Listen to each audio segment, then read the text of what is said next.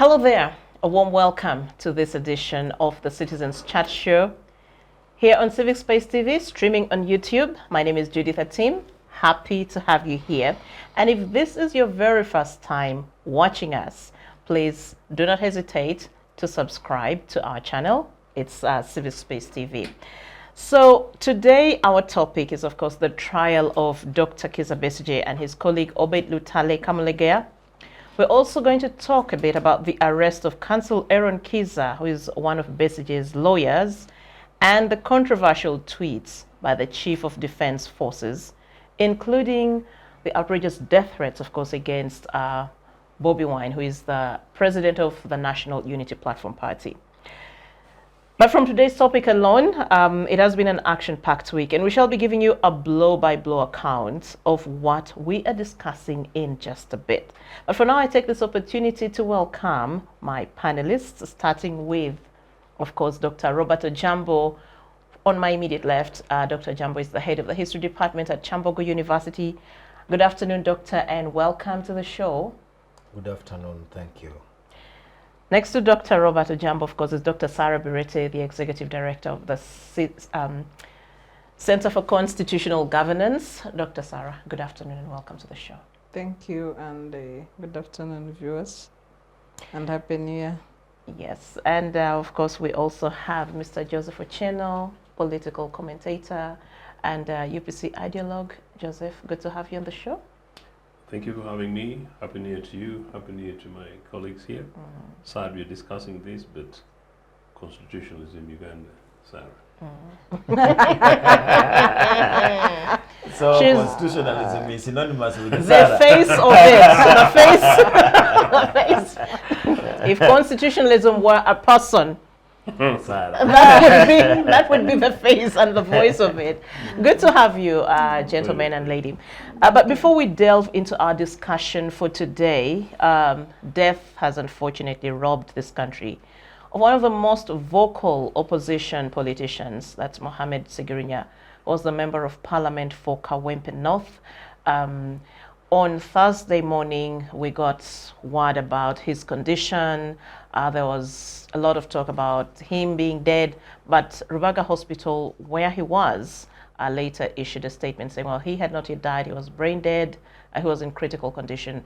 And then at around midday, they finally released a statement confirming his death. It is indeed a very tragic moment. There's also news of another former politician, Honorable Babadiri, also being announced dead today, on Thursday.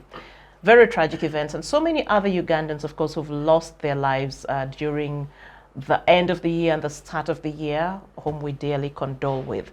But just your quick thoughts about Honorable Segirinya, the person, and the news of his death. Starting with you, Dr. Ojiambo. Yeah, thank you so much, Judith. I think it is a sad day for me, particularly. I normally tell my students that I have only 2 MPs, and the example, the 2 have been Segirinya and Semuju. Those are my MPs. Unfortunately, now one is gone. And why I liked Segirinya, he had made the politics comical, but in a comical way, he would bring up very serious things.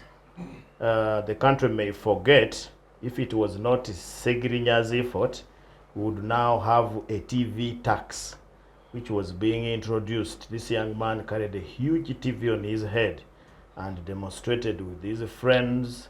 And I tended to believe that that influenced some MPs to change their mind, not bringing that bad tax, because we're already paying a lot of taxes on TV. I don't know how the TV tax was going to look like. Number 2, he had put a flair in serious matters. You would find him running with the police. You remember the ribbon thing when he was distributing ribbons in parliament, and that time he was not even an MP.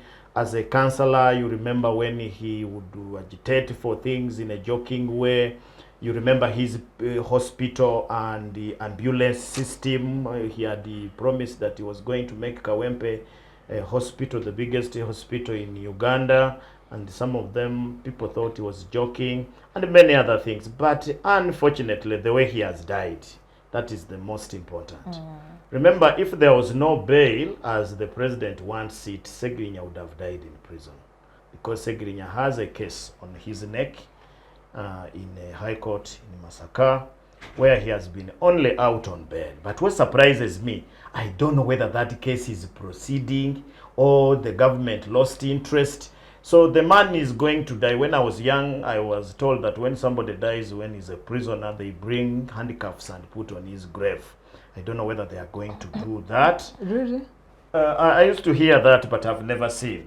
That if somebody dies in prison, they bring handcuffs and put on his grave to show that this grave is still a prisoner. The circumstances in which this man was taken to prison, I think it was just to scare politicians, especially politicians who are in opposition.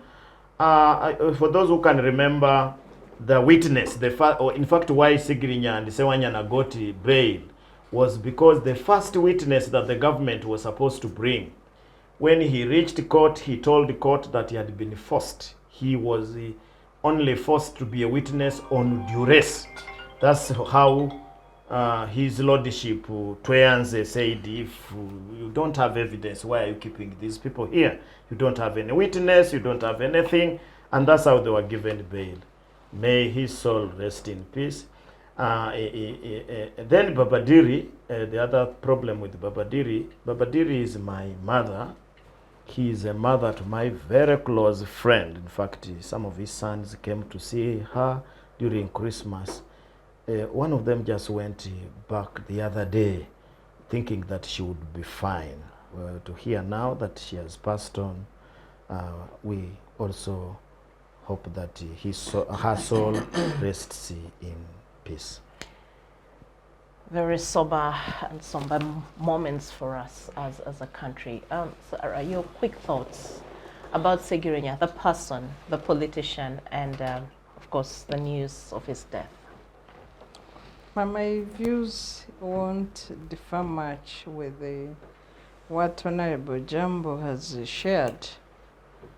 Mr. Update, as he was commonly known, on even his hand on social media, he stormed the public space with his humor in politics, but also acts of humility and a large heart to help his community. So I was one of the followers of Mr. Update. When they arrested him, we all missed those updates. And it was very unfortunate. The need for justice and the principle that justice must be seen to be done is something that is largely lacking in Uganda. I don't know circumstances where we have seen as citizens justice being done, especially regarding political actors.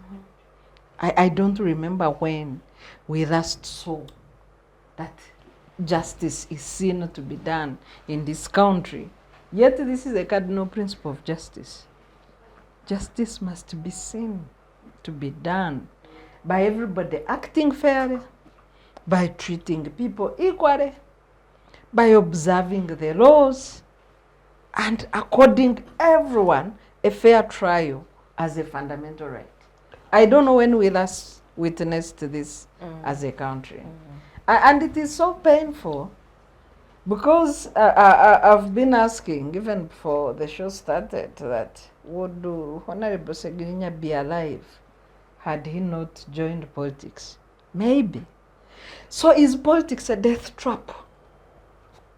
Is opposing the regime a death sentence in this country?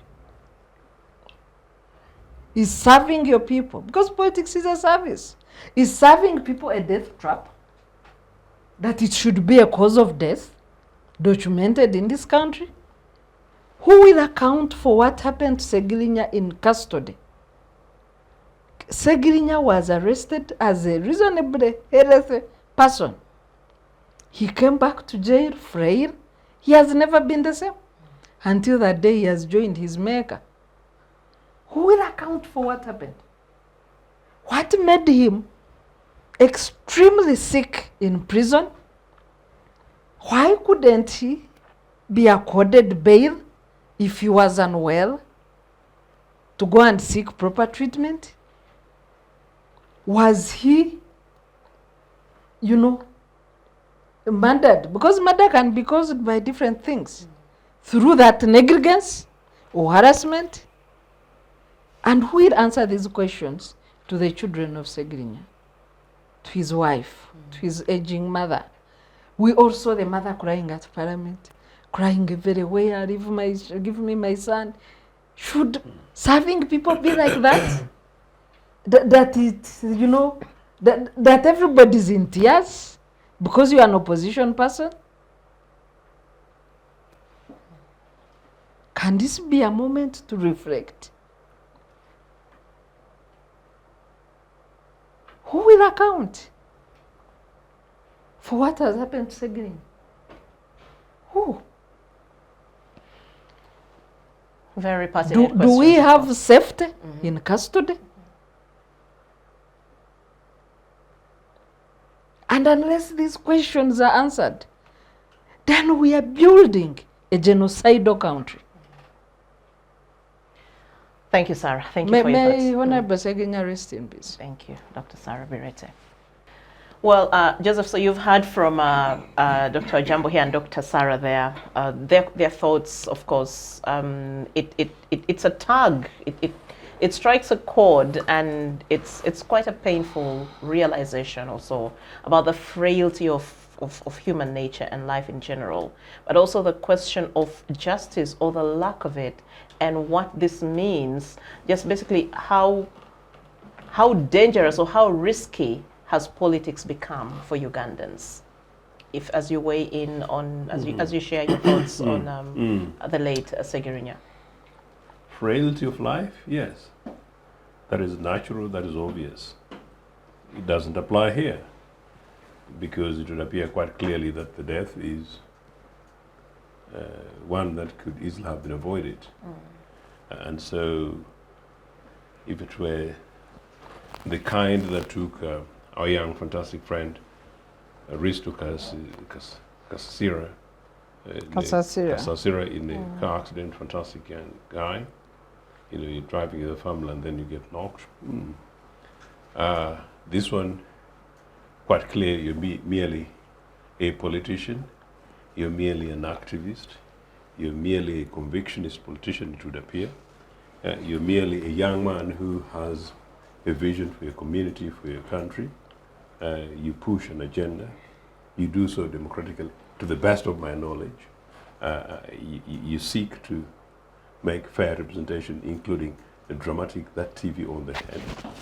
And what you expect is the other side to respond with common sense, with reason, with decency, with evidence.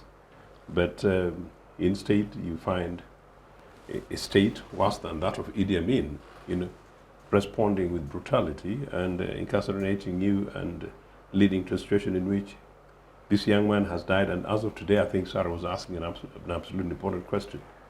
What killed him? Who killed him? Was it murder? And I think it's a fair question. For me, from my perspective, I'll say Segrinya has been murdered until, somebody convinces me that he wasn't. What saddens me, though, is, I think as Sarah was narrating, I looked back and said, in the meantime, we knew. The guy was a dictator, targeted political leaders, targeted politicians, targeted key individuals in communities, targeted identities, almost a genocidal targeting of particular language, actually communities, then comes back to every other Ugandan across the Republic that mattered from Buganda to Bunyoro to across this country, hitting opponents that we know. I don't know, Judith, between 1981, January, like now, we had a new government, to 1985, we had democratically elected government faced by brutal war conducted by NRA, launched February 6th, actually, in Luweru, up and including parts of Kawempe. These guys would come and throw bombs. The other day, I met somebody, who's now in a different life, who told me that it was one of the experts who used to come and throw bombs. That's very interesting, actually, just last week. And ironically, we met this guy, we met in the space that led us towards Kiiza Besigye, something that we're going to discuss. But I don't know any member of parliament in the last administration who suffered the manner in which the Segrinyas did, Bote too. And Museveni was in the bush. And now we count Segrinya, we count names, we count Nebanda, and I don't want to keep counting, and we count, and we count, and we see nothing but impunity.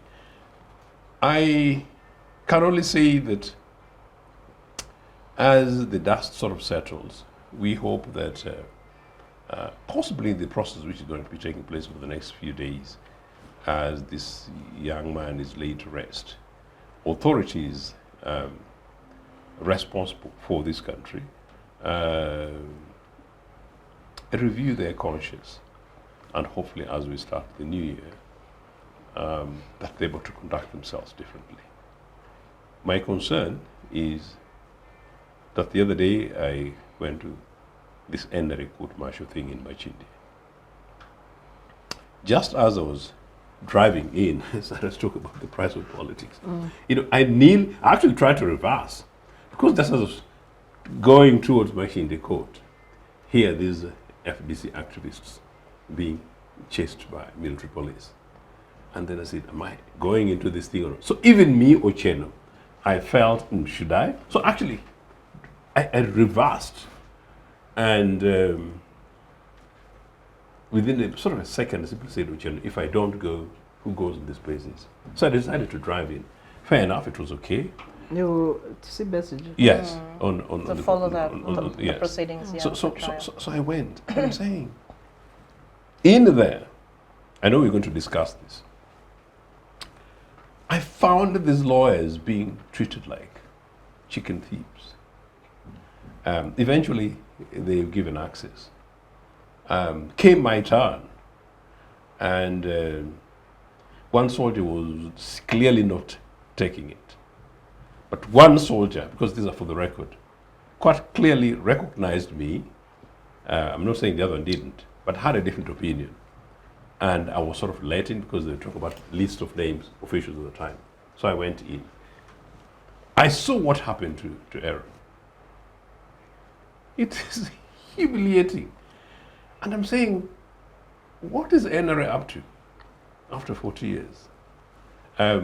This boy was assaulted. They have gone back in their bush. This boy was assaulted, Granted, he was making his noise, but, a lead lawyer, you go in and then you block him at the bar, and he was there the other day, number one. And then number two, the guy, because the guy was pushed, wrapped up, wrapped off, and he goes. Bring him back much later, and then you arraign him and you say, oh, last time you were here, you shouted, you made noise and things like that. And that is contempt of court. And now, we hereby say, well, you've committed A, B, C, D, and you committed. In that swift way, the way Lukwag was saying it, no right to representation, no right to an alternative fair hearing. It was a terrible kangaroo thing that I saw. It is not the court that you'll find anyway in the streets of Namisindwa, under the mango tree somewhere in Bududa, certainly not in Nagongra, meaning these ordinary parents of ours, this village kangaroo, it would not. Because an average village elder would say, what have you got to say, young man? Do you hear? Nothing. Thank you. That is the state in which we are. Extraordinarily shocking. Thank you. You've already touched onto our next conversation, but before we get there, let me take this opportunity to welcome Ambassador Simon Mulongo to the show. We're happy to have you. Happy New Year. And to you too, and to the comrades. Thank you. Comrades in or at something. not at arms. Simon. Well, comrades in the struggle for a better Uganda, or in the quest for We a hope better we can Uganda, count a on that. functional Count on country it. for everyone, yes. In the struggle for the ever good Uganda. A better one. It can always get better. We expect. So before you came in, we were talking about, of course, the tragic passing on of Honorable Mohammed Segirinja, the MP for Kawempe North, which was announced on Thursday. And we're just sharing thoughts about Honorable Segirinja, the person and the politician, and of course the news of his death that has actually gripped the nation so much. Your quick thoughts, any reflection that you might have whatsoever regarding the late Honorable Segirinja? It's so unfortunate that we lose such a person of that stature. And as I was coming in, I had the conversation from Dr. Bireete and the envoy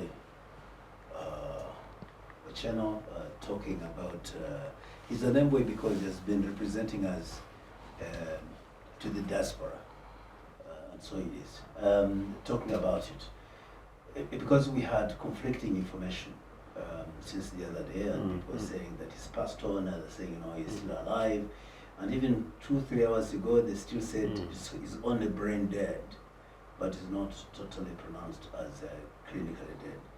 So there's that confusion, but I just hope that you're speaking from a point of fact. It has been confirmed by the hospital, yes. He has really gone through very difficult challenges, particularly following the arrests, him and the Honorable Siwanyana. And then finally, eventually he got ill, and that has brought him to a bad end. We definitely sympathize with the family and Parliament and the country for the loss of such a person. I have no record of the cause of his death, and I wouldn't want to attribute it to anyone, neither us here nor anyone else, until I have a record of what could have caused it. Is it a human hand?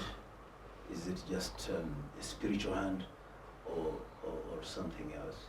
So I cannot begin pointing fingers. But what I know that he was under arrest together with Honorable Siwanyana for some reasons that the prosecution alleged.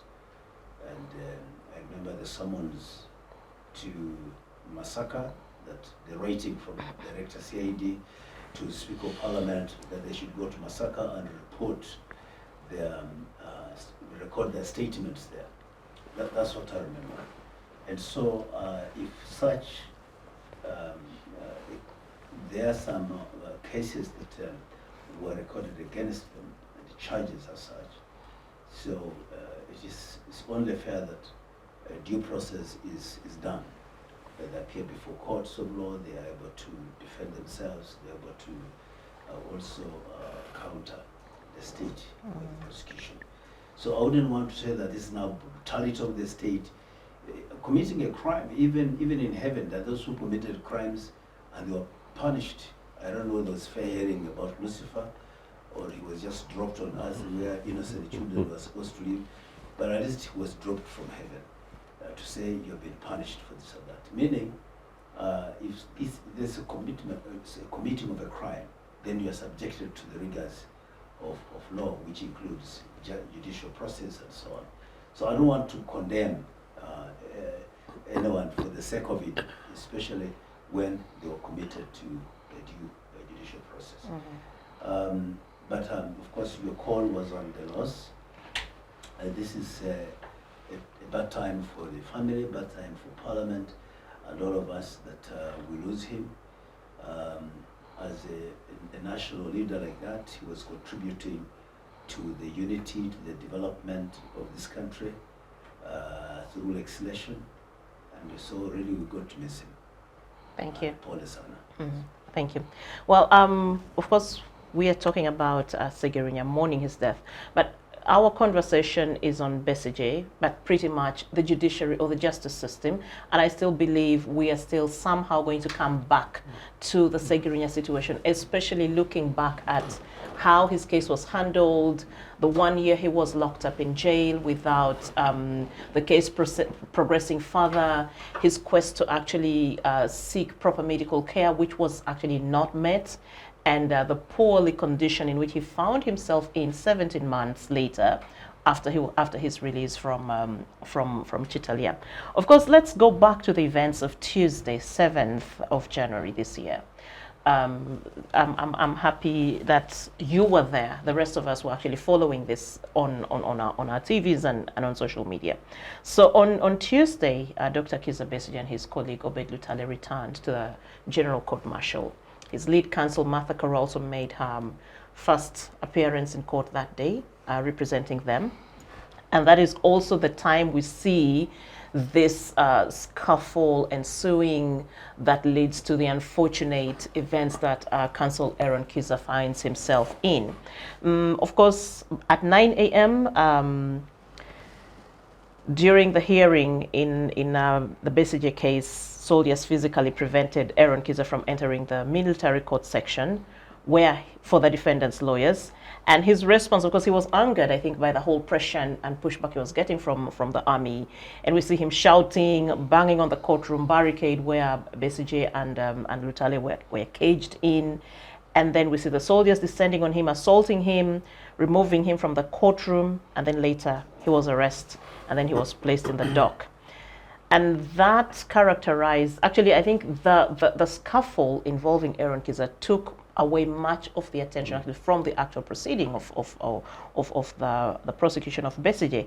And then at 4 p.m. later, he was convicted of contempt of court. And in just 2 minutes, he was given a sentence, imprisoned to 9 years. And 9 months. 9 months, sorry, 9 months. And that, I think, is like, it's incredible. We've never seen this happen before. It came as a shocker. I don't think anyone actually expected to see it. Events actually turn around very, very, very fast. As you were watching this, what was coming through your mind? Judith, you know, I being a student of history, I'm just going to put things in perspective. Nothing surprised me. I was not surprised, and I expected even worse, because in that court martial one time they are going to shoot someone. I see somebody being shot there. I just want to give you a background of court martial. Court martial is a British thing which was introduced around 1290. So young people, they are going to be worried, 1290. And these court martial were for soldiers, and they're of different levels. But what the beauty with the British court martial, even during that time, majority of the people who operated in these courts would be legal officers.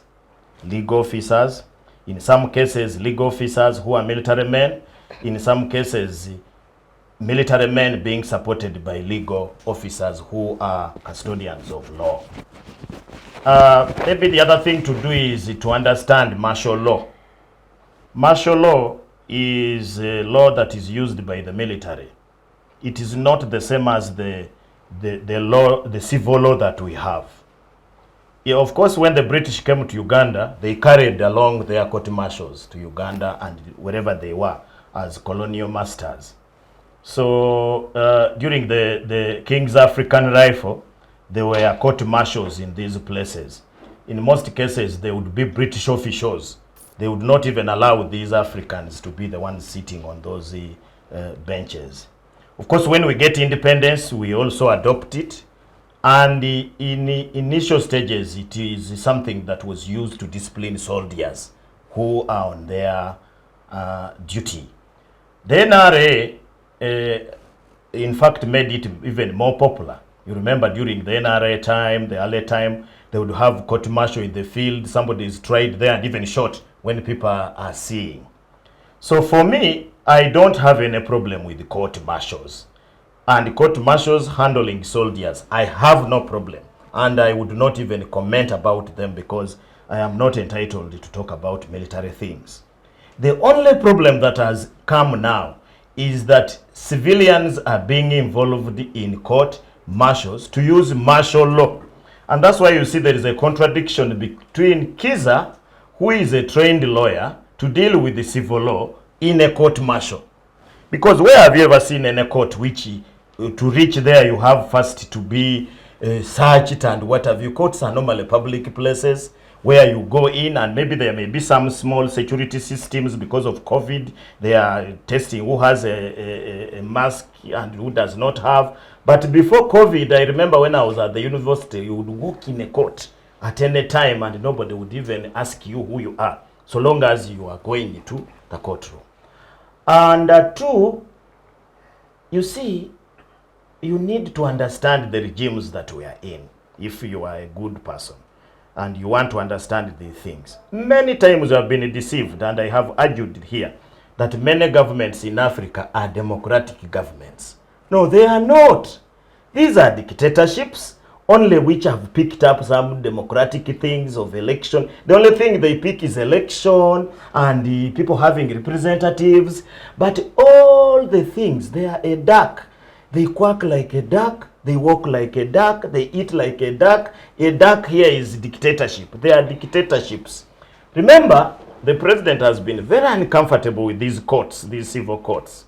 Say they take their people and they are released. You don't understand them. They give bail to thieves. For example, people have been, the last few months have been hearing people debating about the bail issues.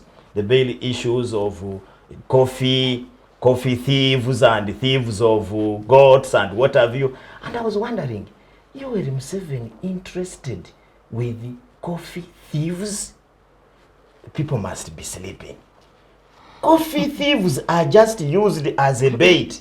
But the really people who are being targeted in these bail things are politicians. And I want to tell people that now you are crying about court martial. You will find even in the civil courts where some people may never be declared candidates because they are serving a sentence. I mean, they have been arrested.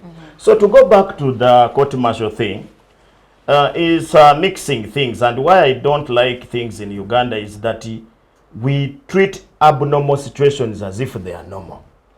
The court martial thing, trying civilians is abnormal. Because in a court martial, they don't use civil law. For example, I have had lawyers argue that was not given a hearing. Court martials, read the law that put in place that thing, that tribunal thing. It gives the power that the chairman, to sentence you, express, they call it express hearing, without even recording those statements of yours, charge sheet, what. For them, they are allowed. They can have express hearing. A soldier is brought. He has assaulted somebody. He's told those days they used to stand in a drum cut. He enters inside. Say wewe umefanya hivi ndio ama hapana. And the man rules.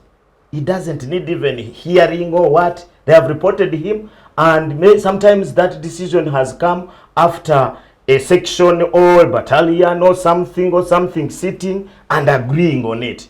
So you go there, that for you want to follow these civil procedures, that you see there must be a charge sheet, there must be this, there must be accepting or rejecting the case, and so on. In the court martial, that one is not required there. So he can sentence you. The other thing, he can sentence you, giving you any period of sentence. And even when you read the Constitution, they say that everybody is supposed to have a fair hearing and answer the case, except under contempt of court. And that is what the man now uses.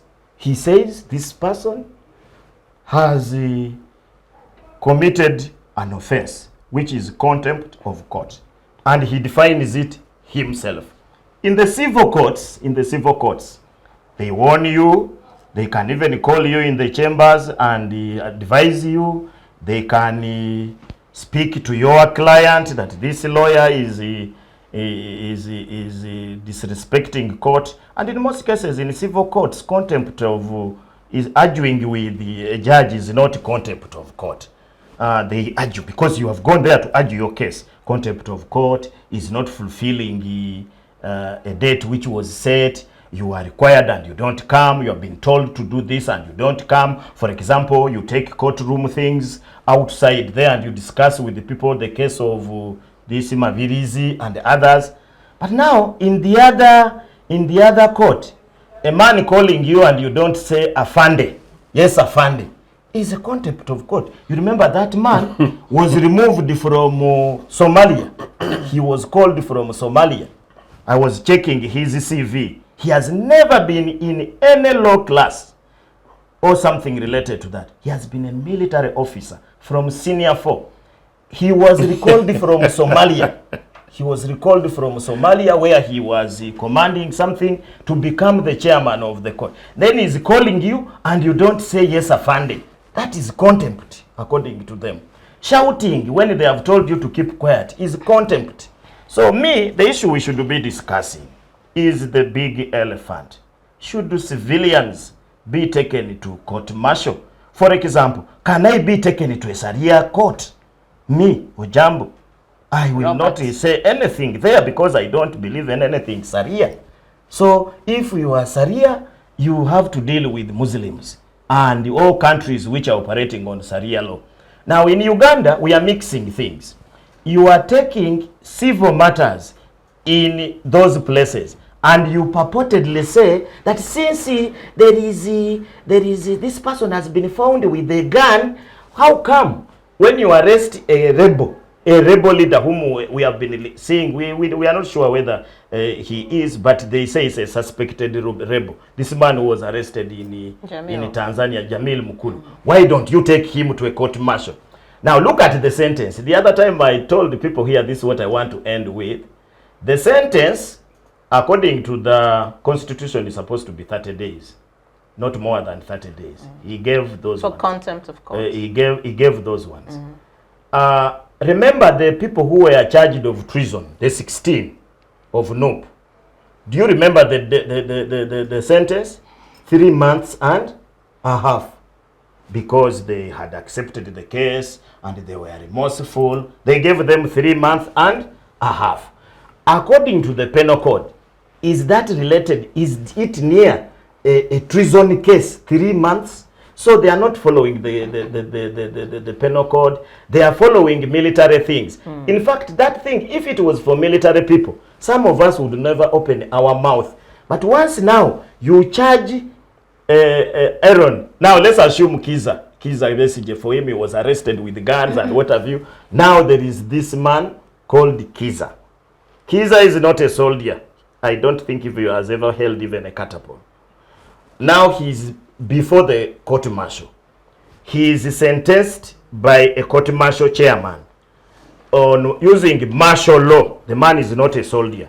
I don't know whether now for him they are going to accuse him for being a lawyer of a person who was suspected to be having military gadgets and what have you. So on what ground was that man sentenced and he charged in a military court? Thank you. So these are questions that we don't need to even debate about. The court martial charging civilians is abnormal. Thank you. Let me move on to you, Dr. Sarah. Of course, there's generally outrage about the way this whole Eron Kiiza situation was handled, the brutality with which he was actually handled by the police. I actually freaked out when I was watching that because you could hear him screaming in pain. I could not see, you were in court, but I could not see. But he was tortured in court. Yeah, you could just hear the man screaming, and it was painful. He was actually probably being kicked in the ribs or something, but you could feel the pain in the screaming. They pull your private part. Oh. Yeah, that's their common measure of torture. That is just so indignifying. Well, so we've seen the outrage, of course, on social media. Everyone is caught talking. And also Amnesty, I think a day, as soon as it happened, hours later, Amnesty International also released a statement They're demanding Eron Kiiza's immediate release. And in the words of the Deputy Regional Director for East and Southern Africa, Sarah Jackson, she says Eron Kiiza's imprisonment is outrageous. Military personnel baselessly prevented him from accessing defense benches, then assaulted and arrested him before hauling him to a court-martial, which convicted and sentenced him without even reading charges or hearing arguments. Basically what we're talking about, sentencing him within 2 minutes, and you've given him a prison time for 9 months. When you were watching that, again, the same question I'm bringing that I asked Robert earlier, what was running through your mind?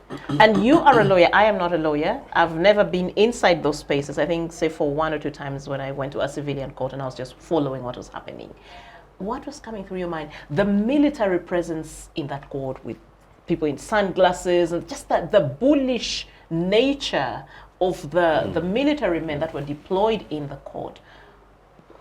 What does that actually tell? If you were a lawyer and you were in there, what would be what would you feel or make of the whole situation?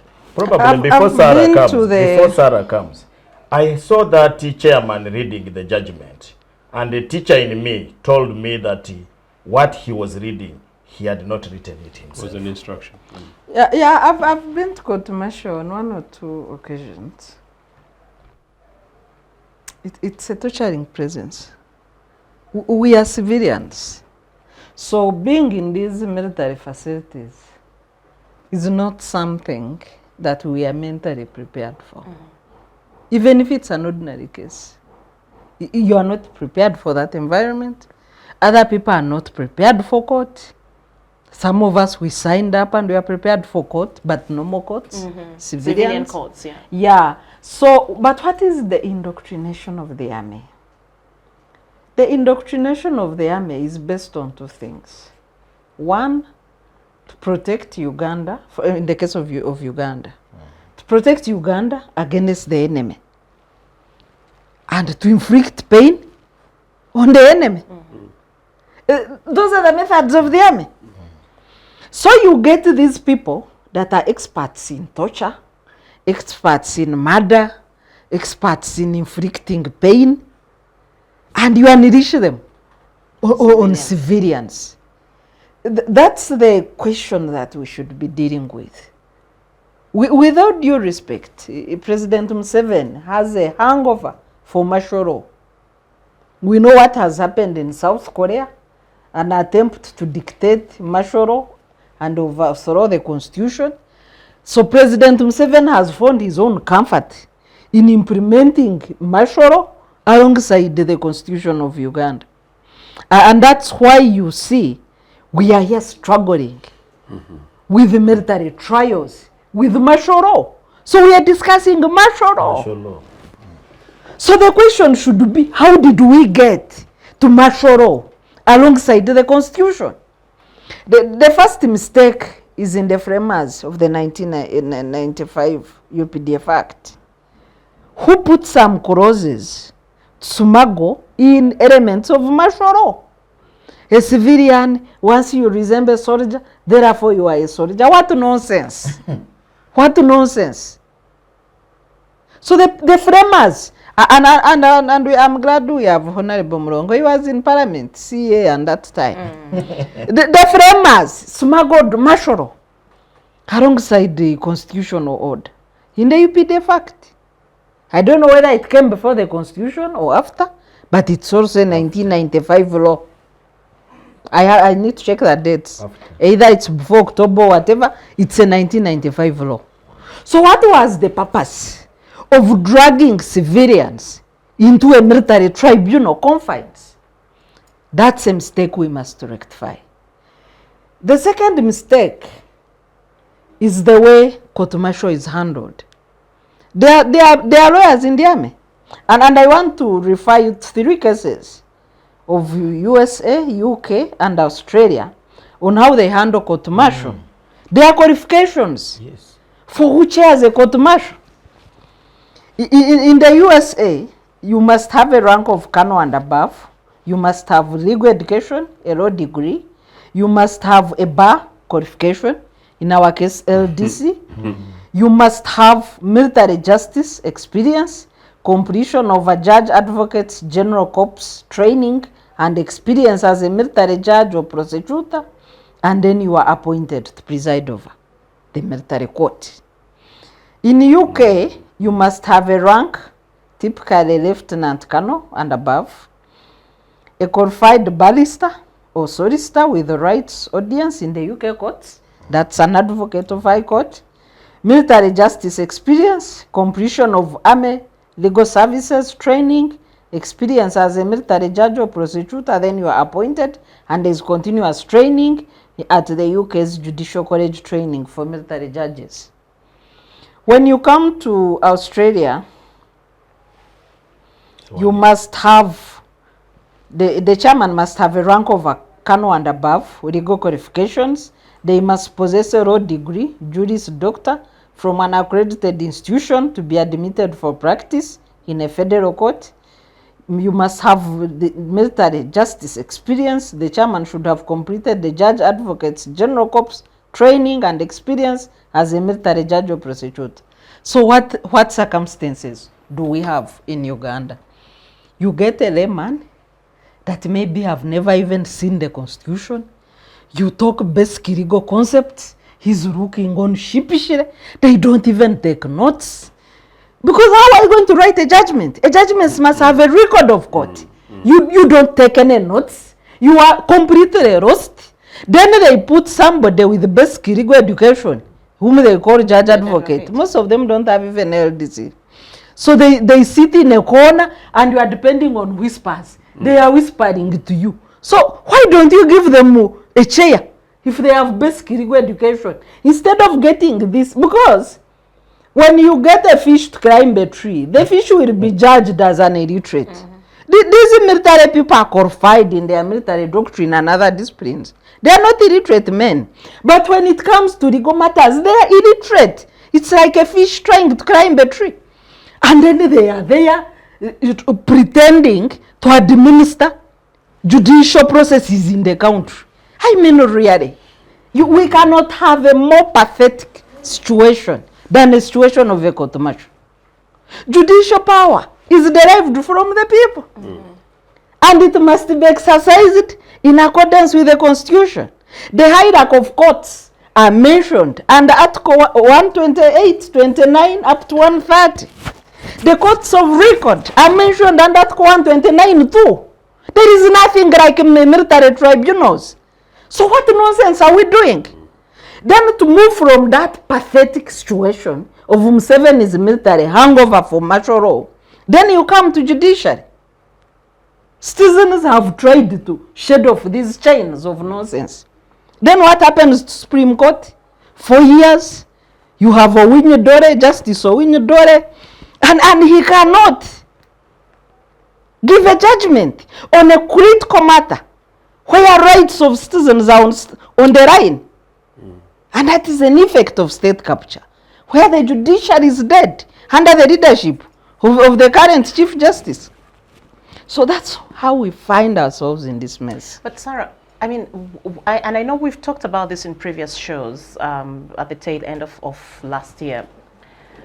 How does the judiciary then detach itself or untangle itself from this chokehold of the state and remain independent? You see, or exercise some form of leadership independence? is an attribute. You either have it or you don't. You can't buy it. It can't be lent to you. And I think Justice Owinyedoro does not have it. He doesn't have what it takes. He has no backbone. He has no spirit. He has nothing, just walking legs. I will throw a question which I'd like you all to come back to later, as of course I move to Joseph. Do you, there's so much that is actually happening, and I'd say from the last few weeks of December to this first week of January, there's just so much that's simmering in the political space. And even when you look at the commentaries on social media, people are like, okay, there are signals that perhaps something really big or unprecedented could actually be taking place in this country, or we could be heading to a very, very poignant moment in our history as a nation. From what you're saying, Sarah, I mean, the judiciary and its failure to actually do what it's supposed to do, are you concerned that at some point in time, perhaps if things continue as they are, then our constitution will not have the effect that it is supposed to have? Is it even functional? The constitution? Yes. Or is it You just see, a document that is just there? If the citizens cannot breathe life into the constitution, then it will be a mere piece of paper. So how is the constitution supposed to function? Because it's a written paper. That one is a matter of fact. So a constitution is supposed to function through institutions and actors in the institutions. And citizens, by holding these actors accountable. So once you don't have this chain, then it's reduced into a mere piece of paper. Yeah. Joseph, your experience, which of course rightly you started with when you were making your submission in regard to Mohammed Segirinya's tragic death. You were there on Tuesday and you watched all these events unfold. And I mean, from the time you were driving into the court-martial premises, you said you actually got this fear and you had a second thought of, okay, should I actually be here or not? And I think that was just a premonition of what was yet to come when you were in there. So just take us through when you walked in there. What was your when things were unfolding before even it got as far as Eron Kiiza's altercation with the army? What was your impression? You know, I have taught in classes, a few, not many. I have trained. I have engaged from the extreme most rural environments to some of the relatively upmarket spaces. I've been in this kind of panels. So sometimes you prepare what you're going to say, how you're going to say it. You pick a line, but you know, I actually had an idea what I thought I was going to say at the beginning, but even the more, including Sarah's more recent submissions. The line has gone. The line has gone. Honestly. Yeah. And I genuinely mean it. But let me try. Look, David Oito joke on the National Youth Day celebrations in 1983. I think that was the major public event that he participated in before his death. His death, by the way, in Luwero, and Oito Jok's death in Luwero, had Museveni not gone to the bush in Luwero, I've said this several times, there was almost nothing, Simon. There's nothing that would have taken Uganda's Army Chief of Staff and a stream of nearly 10 people, senior citizens, some of them fantastic young guys like Kato and others, you know, sharp, well-educated, well-trained young Ugandans dead in the Luwero bushes. And the helicopter, of course, crashed. And helicopter is not cheap. But anyway, Oito Jok told us at the International Conference Center before Museveni sold it, on the after National Youth Day celebrations, that look, we soldiers, take it from you, we soldiers are trained to kill. Yeah, they are professional murderers. He said, we are trained to kill. And our jobs as soldiers, you know, is to kill. To kill who? The enemy. You know, he said, no soldier, and he said, never again. And I've written about this. Never again, and not even me, David Oito Jok, banging on his thing, should ever persuade you, the young people of Uganda, that the soldiers are trained, in this case in context, trained to govern. We are trained to kill. Our job is to defend your country. Yeah. Absolutely what Sarah said. Yeah. Entering Machindi, and I said, the night before, as I prepared myself in the morning, of course, these things come into your mind and some of these other things. So I said, I have to, and particularly solidarity. And so I said to myself later, that it was absolutely important, I went in there. because on the spot, that reverse thing, I nearly did reverse. So I continued. But from the next 50 meters, where you see this array of mean-looking soldiers and everybody else beyond the guys who were being chased, you just enter the war zone. Then one soldier asks me to not to proceed. Another one says I should park opposite. Imagine. Courts are supposed to be open And to the another public. tells me to go and park in front. I actually took my car ahead. And then turns out the other one was telling me to come back, and I nearly got annoyed. And so I came back. So I reversed. It's a tactic to provoke you. Then I go into this parking space, Simon, and I park my car. And I made sure that I now took my car fairly close to one of their vehicles, actually, and parked and left and walked. So going through the first gate, as I said, I found the first battle. So How many gates? the primary gate to the court, and actually I'll tell you absolutely right, the primary gate to the court should really be the only gate, of clearance. But in there, people to basically access the courts was an issue. And by the way, Judith, it was not 9 o'clock, because I reached there coming to 10 o'clock. A colleague had confirmed to me that it was 9 o'clock, and I was running a little bit late coming from the other end of Kampala. So people were held back for 2 hours. This is for the record, 2 hours. So lawyers had been, and all these other people coming from the courts and with the errands, they would have been, some of these people didn't sleep from 6 o'clock in the morning, going through this process. So 2 hours waiting. So we stood there for about 20 minutes, the clearing of the names, then the discussion between the gate and who is coming and who's not. Time came when they said only lawyers, and then later they said, I think only a particular number of lawyers, I think they said 10. These arguments and debates continued. Then after that, the issue was whether or not people should take their phones and their bags and they'd be left there. I think Martha Karua's advisor was literally joking with me that I was the lucky ones who were not disturbed with my phone. So we left.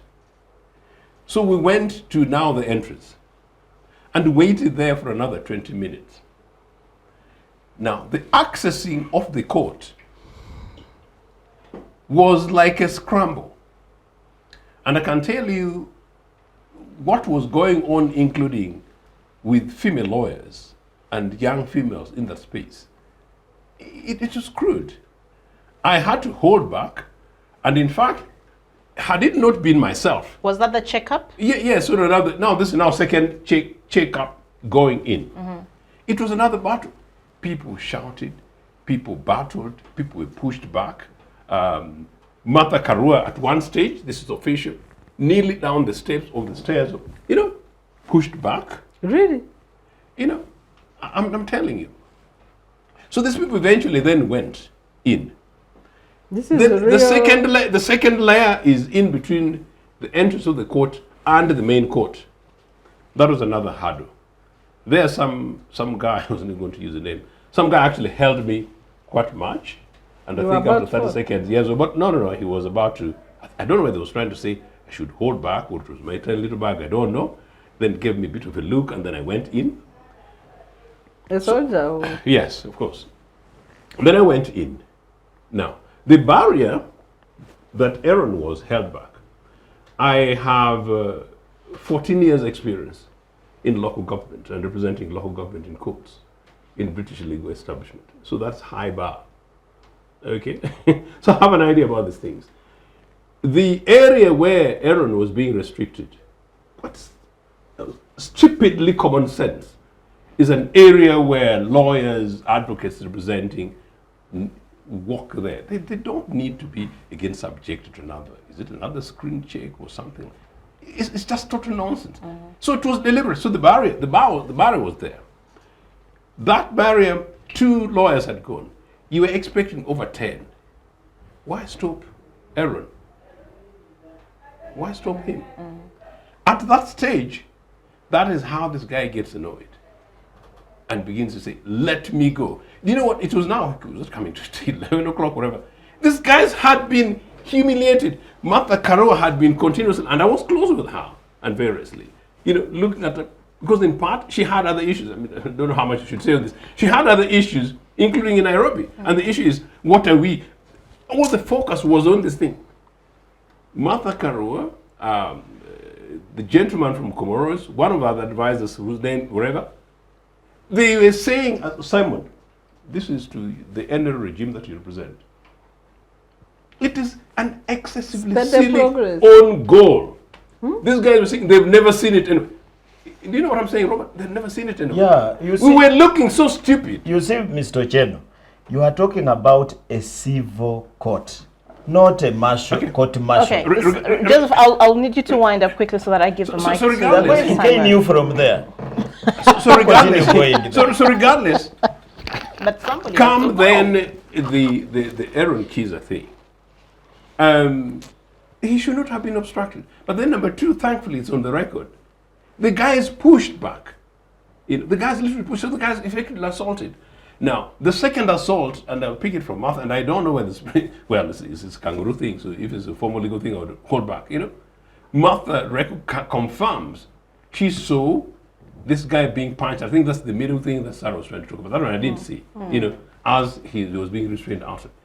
It's brutal torture by an illegitimate regime that came in 40 years ago that we are trying to help to find an exit route so that we're able to work. Simon, I want to work with you in a circumstance in which we have a formal transition and to create an enabling environment in which we can talk a post-Museveni Uganda, in which all of us can forgive and heal and move forward. Thank you. Not in the spirit. Thank you, Joseph. Let me give the mic to Simon.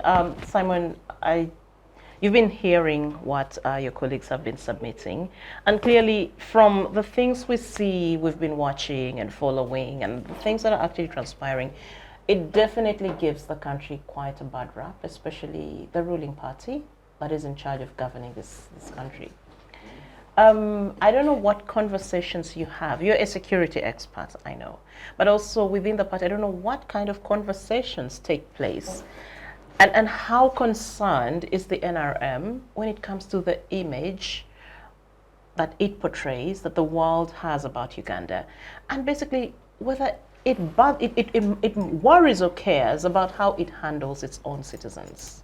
Because from what we see happening in the court-martial and elsewhere, it's easy for one to jump to the conclusion that we actually are living in a tyrannical situation with a government that does not really care for our well-being or how it actually handles us, our dignities, and so on and so forth.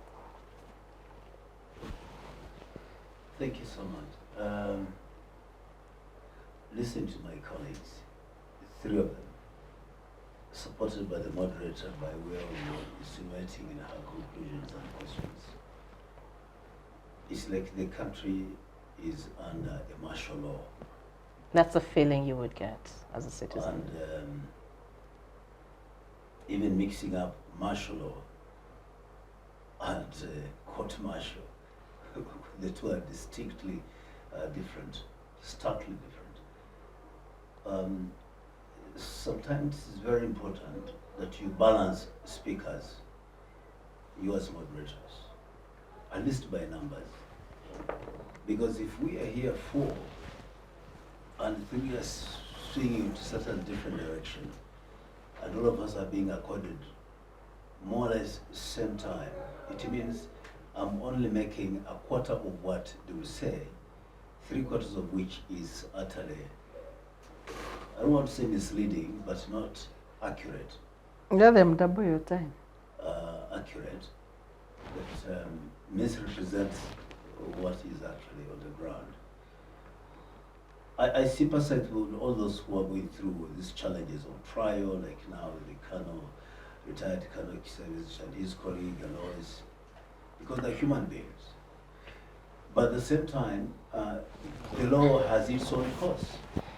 Any one of us, doesn't matter whether it's Colonel Civic or Mulongo or Ochieno or Dr. Bireete or Dr. my brother Mulongo, it doesn't matter. Once you go to the wrong side of the law, you face it, not only because we wish we want, but that's what it means by the well-established. And my Dr. Mulongo here, it is the same British who established these judicial courts. We're using their jurisprudence, we're using their historical culture in terms of justice system. It's the same, that's the same. So that's the same group that we borrow from. Very little have we deviated to say the French system or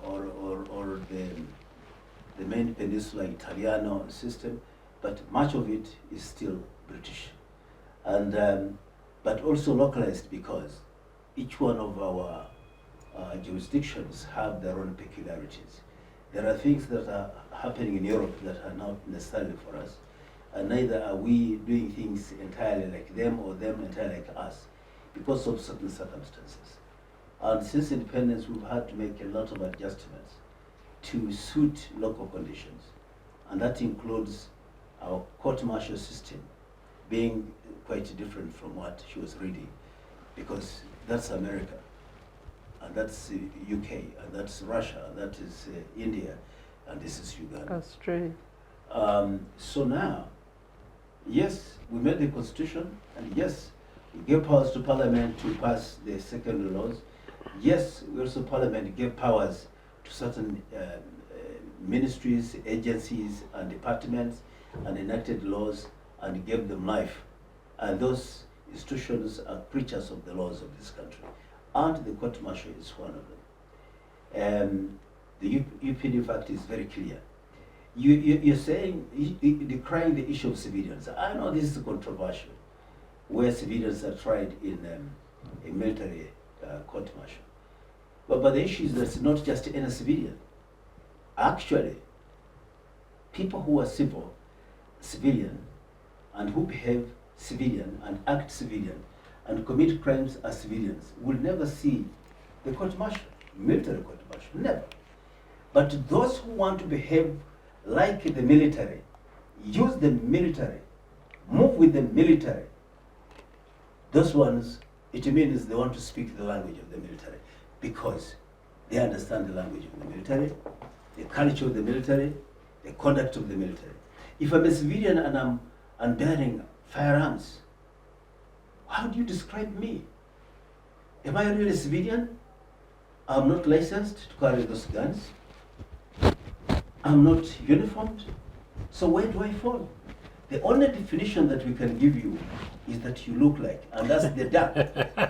You quack like one. You walk like You one. walk and like one, and indeed you are military by association. So for that matter, you have to be tried by a court that understands these things better. Because the civilian courts, as you call them, they're actually civilian and they're civil. They don't know guns, and unless you bring then they have to bring in the experts of guns and tell you the range and tell you about this piece of a gun and whether this is described as this and that. So the easiest way is to deal with and through the military courts, which are the court martials.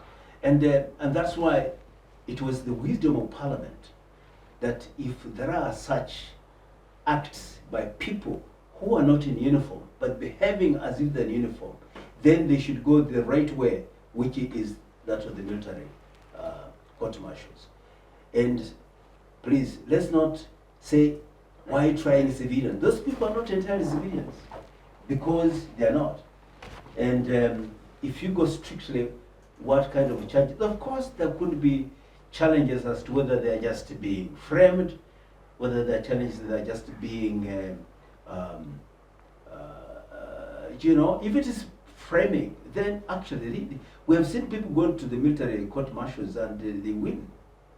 They win cases against the courts, against the prosecution of those courts. So, to me, what is important is that they have to be fair, they must play by the rules, and they have to ensure that everything is transparent. And I'm happy that the military court martial that is sitting now allows even shooting of video clips and all this. They have not restricted that. So you can see it's not as ugly as some members want to paint it. And I'm very But surprised. torturing a lawyer who is not armed, who is simply pushing back because he has been probably ostracized and pushed so hardly, he's there to do his job. Is that fair? Is that just? You're asking me to judge against the court? Yes. No, because to you're share saying your you're actually opinion. talking about I've told the you court that being I can fair only- and I can only transparent and speak all about the that. principles. But would that? First of all, I don't want to be sub judice. Mhm. That I now begin making judgments on a matter that is before. It's already the court. No, determined. this one is determined. Is The- the somebody one below- serving the Yes. sentence. Yes. About Determined. whether Hey, they're fair Is or the not. lawyer. Yes. But if you talk about the lawyer, I have my own experience with the lawyer, Aaron. I had an appearance in one of the television stations, and when we started, Aaron, the one who started, spoke for 4 minutes or so, and so he was told to pause so that I can also come in. No sooner had I opened my mouth, that he jumped from his seat and came after me and said, I should not talk. They asked him why. He said, he's about to deceive the public. Because I had started by saying that Parliament has powers to enact laws, and which included the UPDF Act. But did he stop you from speaking? Yes, he stopped. He said he cannot speak. And you never spoke entirely through. Of course, if you don't finish the story for me, I'm Yeah. just telling you Sorry, that sorry, he yeah. stopped me. Not once, not twice, not 3 times. Until I said, if we cannot talk like gentlemen here, then let's stop it. Then this session stop here. Because he said, you cannot speak with my authority. Can you say he was telling me that I speak with his authority? So it became so unruly that not adjudicator, how do you call them? The moderator. The moderators had to really come in and started reading the Writers Act before both of us and said, if you cannot, you will behave. Of course, he was meaning him. And then we cannot continue like this.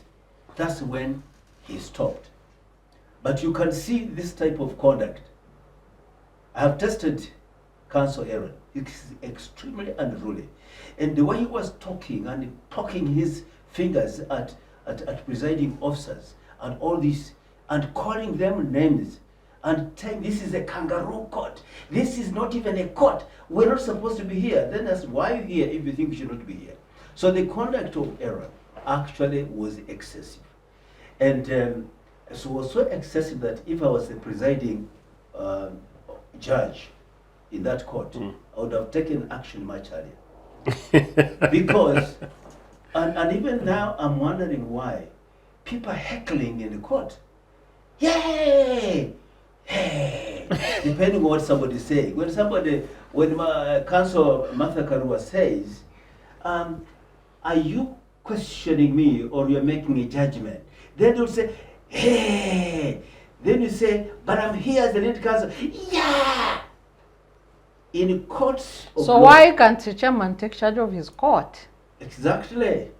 And that's how he took Does charge. he know? That's why he took charge of Aaron. No. No.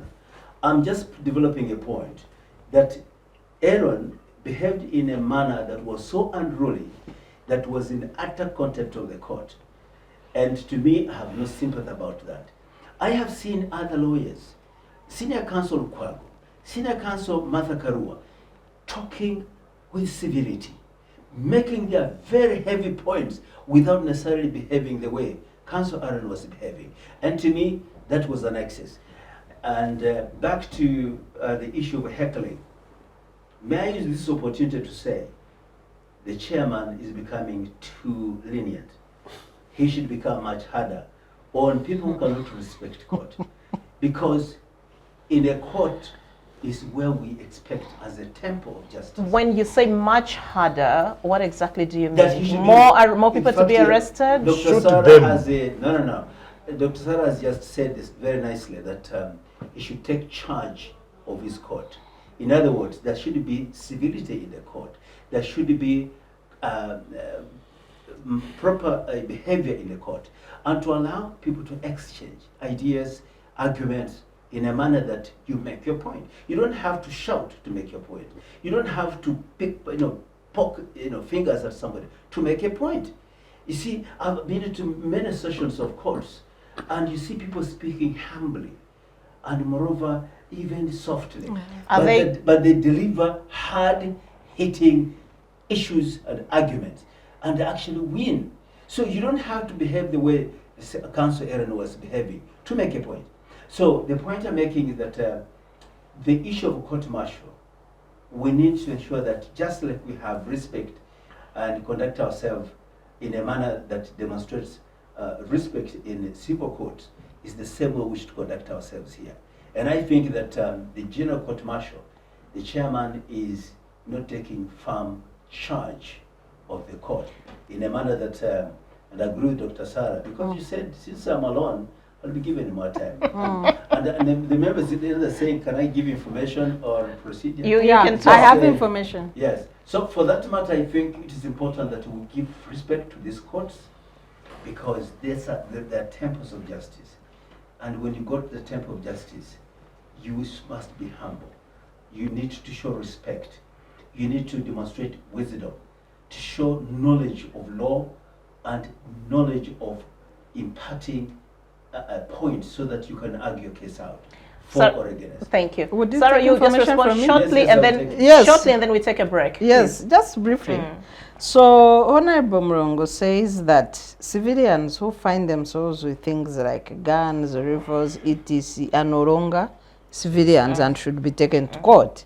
And in 2016, when the Rwenzururu Kingdom was raided, guns, rifles, pangas, etc. were discovered. But Mumbere and the Rwenzururu guards were charged In a civilian court. in a civilian court. So where had the military court gone? Secondly, he said martial law, we are confusing things. Of course, I've said, and for record purposes, that Uganda is running martial law alongside constitutional order. What is martial law? Martial law is a replacement of civilian regime with the military rule, and military commanders enforce the law. So when you have judicial power being exercised by an arm of executive, one, you're violating the doctrine of separation of powers. Executive is to enforce laws, to keep order, to offer service delivery. Judiciary makes laws. No, the legislature makes laws. Judiciary enforces the laws, administers the laws through judicial power. Is exercised by judiciary. So when you say that the military court-martial, because what does a military court-martial trial of civilians mean? That an executive arm is exercising judicial power on the people, which they don't have. So was that a question or if I'm asking, no, I was explaining martial law and what I mean. That's as I conclude. When I say a presiding judge should take charge of their court, there are normal rules. Order in court, you don't speak, your phone doesn't ring. There is order known in courts. So if a presiding person knows this information, then you don't have a situation that he's describing. But the court is in disarray because you are putting ramen, you are putting fish to climb trees. Well, I think that's the same insinuation that I had from doctor there, saying that the culture of the court-martials, he depicted it to look like unruly, because they are soldiers, you don't even have to address them. If you don't call them afande, then you're in trouble. I've not seen that. Actually, you're mixing up when you're trying a uniformed person and a civilian. The civilians have been referring to the presiding judge as Mr. Chairman, and I've said that without any offense. And to me, the issue of what you call him not taking charge of the court is simply to say that he's allowing unnecessary too much freedom. Or maybe he doesn't know what to do. No, he knows, exactly. But in a way, for the disciplined forces, disciplined institutions like the military, they are very strict. And because they're dealing with the civilians, they're trying to make quite a lot of allowance. And to me, that's when there is too much freedom in this case. But that doesn't mean they cannot crack the whip. So I think that, but all these are lessons, because the way some lawyer was conducting himself in an excessive manner has attracted this type of penalty. I believe that even those who are there making the conducting themselves unruly, heckling and shouting and so on, I'm sure that will be brought to order. There's no doubt about it. Joseph, So I know to you want to say something, like but martial law. There's no martial law in this country. The court martial is a creature of the legal process of this country. It was born out of the Parliamentary Act.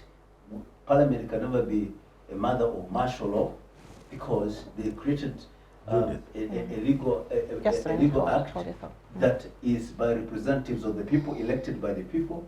It went through all the rigors of committees, inviting the public to contribute, and until it was enacted. And then you cannot say the argument that it is the executive acting, Exercising judicial powers. We have even courts, LOC courts. Where do you place LOCs? Are they under judiciary? Are they under executive? LOCs are leaders They are not of the courts. people. They are grassroots They have leaders. courts. They have courts. Are they armed? They are actually part of executive. But we have provided some They are committees, judicial, they are not courts. judicial. No, but they do. By the way, they hold court sessions. And Well, I will share about the local council court can. system. Yeah, the local council system. Yes, they do. In other words, this is not cast in stone. As long as there are peculiar circumstances, such powers can be granted to certain institutions in a manner that it is necessary. Because of the peculiarity of the military, even elsewhere in the world, the military court system exists. This is not because there are no independent judiciary, but they're also supposed to conduct themselves in a manner They don't that try observes. civilians. They don't. Yeah, but even here they don't. By the way, they don't try civilians in Uganda. I want And someone to wind up, yes. and then we'll take a break, I and will then look in the I'll give camera you and say, the mic. You and Joseph. in Uganda, the military court martials don't try people who are typically civilians. They try those who want to behave But Aaron is. Because he was within the jurisdiction and environment of the military, and wanted to behave so militant that he had to attract them. I So was the there. I issue didn't notice that. Yes, but anyway. yes, but that's your opinion. The issue is that the court observed, the court acted and cracked a whip. So, but back to me is that the issue of people who are supposed to be civilians, but choose to conduct themselves unlike civilians, those are the people who get attracted towards the military court martials. Is that your last? And I want to say that the ultimate decision on this is still pending, I know, where, as I say at the beginning, it's contentious, that which civilians can be on which side, given the argument some academics and others talk about. We'll have to solve this matter for once and for all very soon. Thank you. But for now, the military court martial can try those people who infringe the provisions of the UPDF Act and behave like soldiers. We'll take a break, and then when we return, I'll give the mic to you, Joseph and Robert, of course, to respond to Ambassador Simon Mulongo's submissions. This is Citizens Chat Show. My name is Judith Atim. We'll be back shortly. Digital rights are those human rights and legal rights that allow individuals to access, use, create, and publish digital media, or to access and use computers, other electronic devices, and telecommunication networks. Digital rights include a right to freedom of expression, information and communication through technology, a right to privacy and data protection, a right to credit for personal works, a right to universal and equal digital access, a right to identity, a right to anonymity, a right to be forgotten, and a right for protection of minors, among others. The state's digital rights are frequently violated through various unfair actions, for example, blockage of websites and social networks, theft of credentials, unauthorized use of people's data for personal gain, privacy intrusion, online censorship, arrests and intimidation of online users, internet blockages, and the proliferation of laws and regulations that undermine the potential of technology to drive social, economic, and political development worldwide. It is hence every citizen's responsibility to respect rights of other digital users and to speak out or report to the responsible parties when one's rights are violated.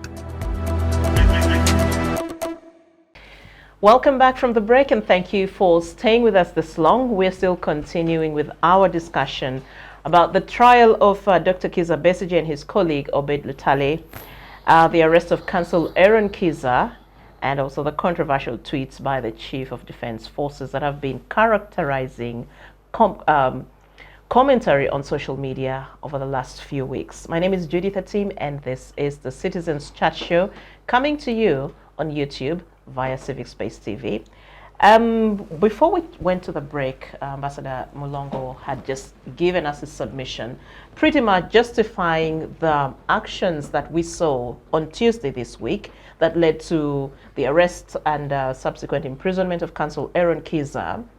And he's saying actually the court-martial is right in making certain decisions that it made. And you wanted to say something in response to that. Let me start with you, Joseph, then I come to... Indeed. Just very quickly, I respect my good brother here. We're friends for a long time. I'm just a little bit disappointed because I expect Comrade Mulongo to be the ones amongst those in NRA to try and help moderate the system, rather than to seek to almost justify impunity that I saw in that court on Tuesday. But interesting, one quick thing that I would want to say is this, that my brother suggests something which confirms the fact actually that Kiiza Besigye should not be tried in that place. Meaning that if we concede that these are military guys, they've got their military doctrines, they know how they do things their particular ways. Kiiza Besigye, who was arrested who was actually kidnapped in Kenya, should have been, if there was anything against him, should have been tried in Kenya. I think we should be taking night buses to Nairobi rather than traumatic border and Kawish trips to much India. So that's a little what I wanted to say, that no, Besigye shouldn't be there. Number two, the fact that Besigye was kidnapped from Kenya, brought in here illegally, almost suddenly brutally tortured, brought out into a military court, and we all know that he's not being subject to due process, is absolutely wrong. And if that is what we were trying to justify, and if that's what my brother's trying to justify, then I don't think it really helps the direction which we're going to. But I still hope that this panel will come back and have a conversation about a post-Museveni and a post-military Uganda that all of us look forward to. I did not just talk about Colonel Besigye's arrest in Nairobi or kidnap. I talked about his torture. I have not talked about them. You were responding to Eron Kiiza. I'll just respond to Eron Kiiza's. Yeah, you see, when I was a young man, beginning to watch TV, one of the people I first saw and I admired, and said, one time I want to be like that man, is Honorable Solomon Mulongo. Long ago, he may not know it. He did not only come as an MP then, but he would come as an expert, security expert, who had a lot of to speak from an informed position. And for sure, some of us admired to be like you. We hope we are somewhere there, maybe not 50%, 30%, we are there. But he's saying that we have come here and given inaccuracies, is pushing us back to 20% to perform worse than we expect to do. Because what I was trying to say here are facts. A military court-martial is not a civil court. Anyway, and I gave you the history of how they came up to where we are today. The other part was added by Sarah, and I agree with it, that the people who came up with this idea thought that this can be used to manage discipline in the army. But if you want to go in a judicial way, you must have judicial officers. In Uganda, it is not the case. In Uganda, after independence, for us, we decided to do it our own way.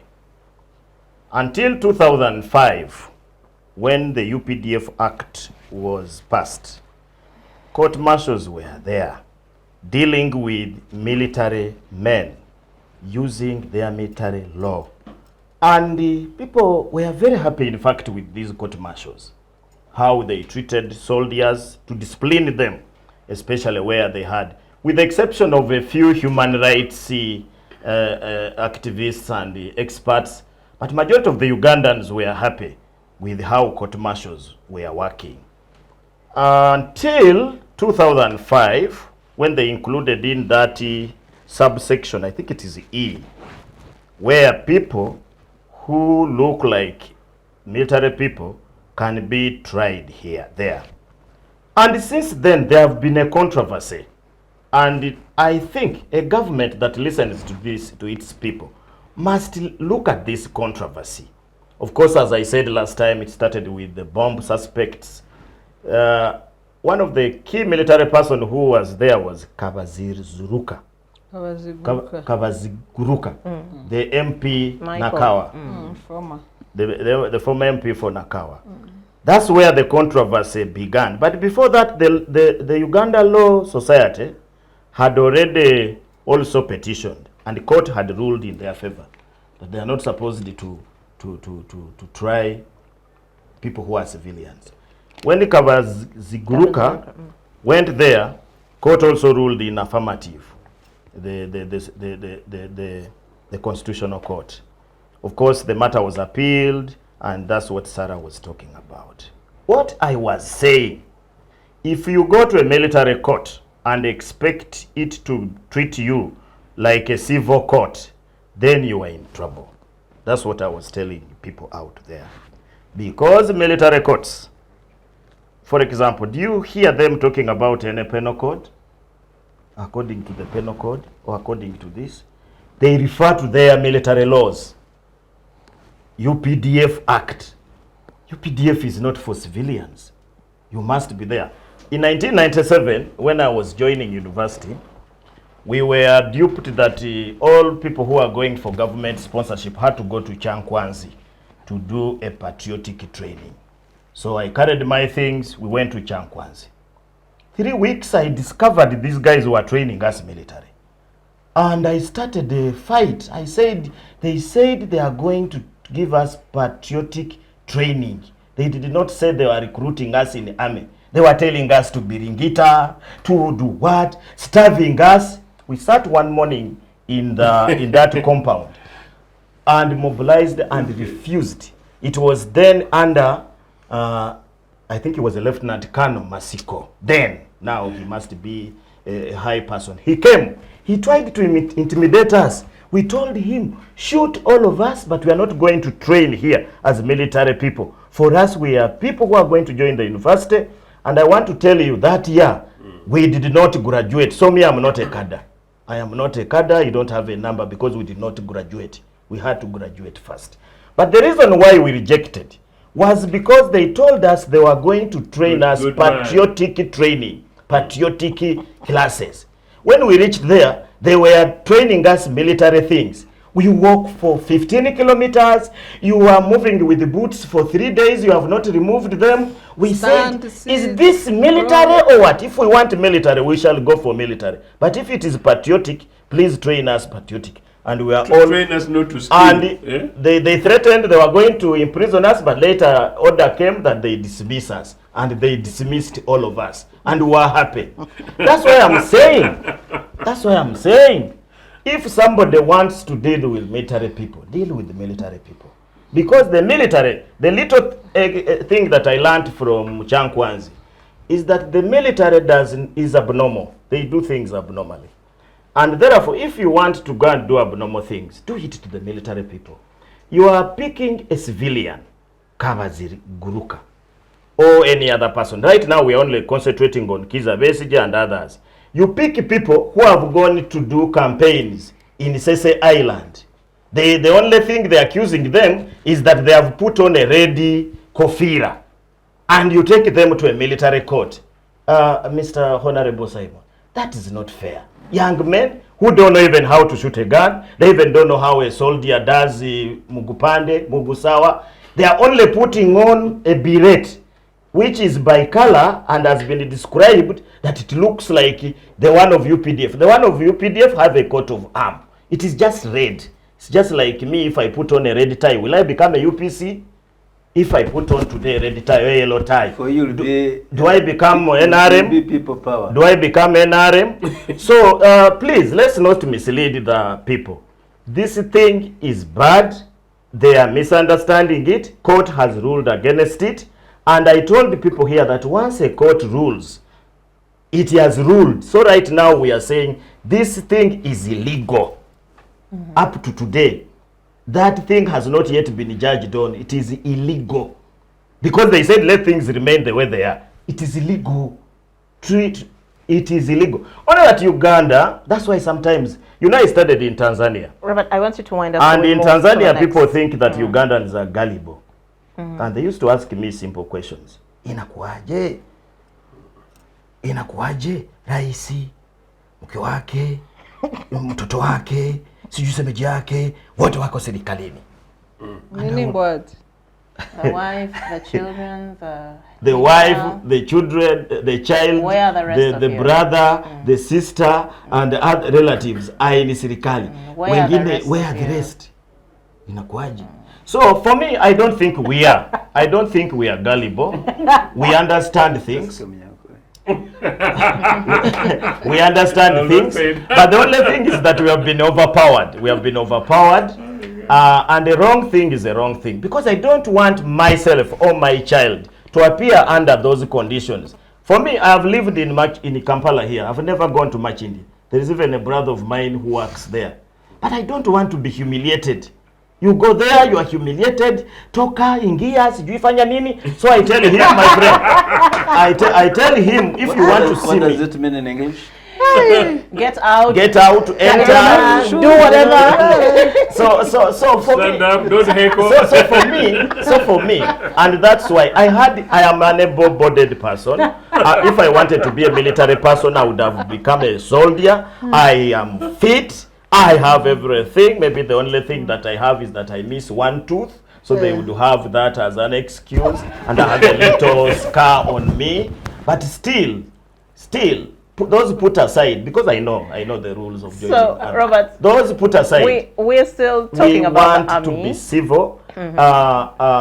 Honorable Mulongo was saying that the court martial is very lenient. But you see, courts are determined by the circumstances of the day. I was just giving an example. Can we come back to that? I was just giving an example that in South Africa, people used to sing in courts. They would sing because the situation demanded. Yeah. So we're actually running out of time. We have less than 40 minutes to wind up this discussion.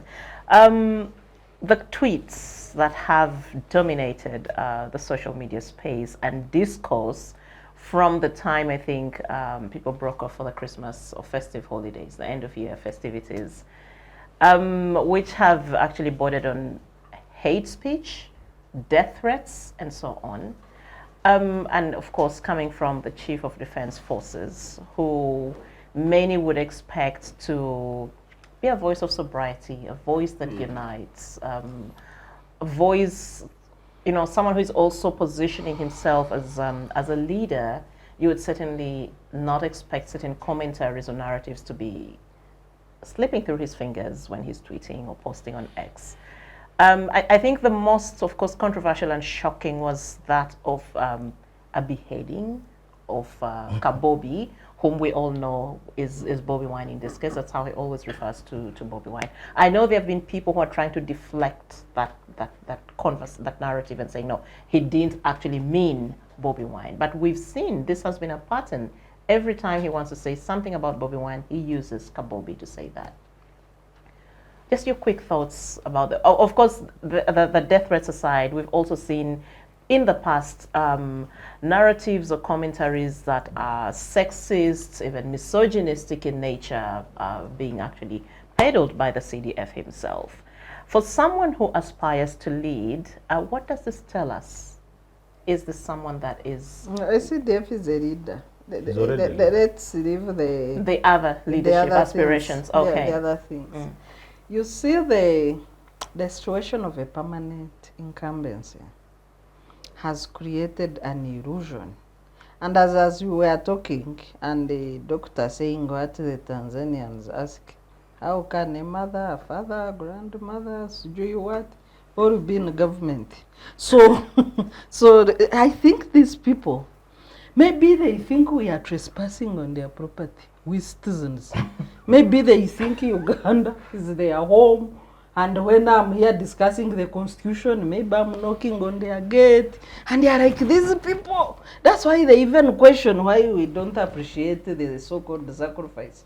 Maybe they think citizens are trespassers in their country, which they own. Because what other condition could let us be in this dog situation?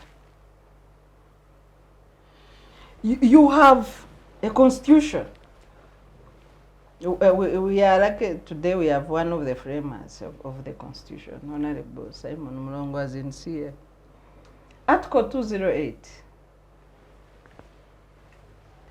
The country took time to define the character of UPDF.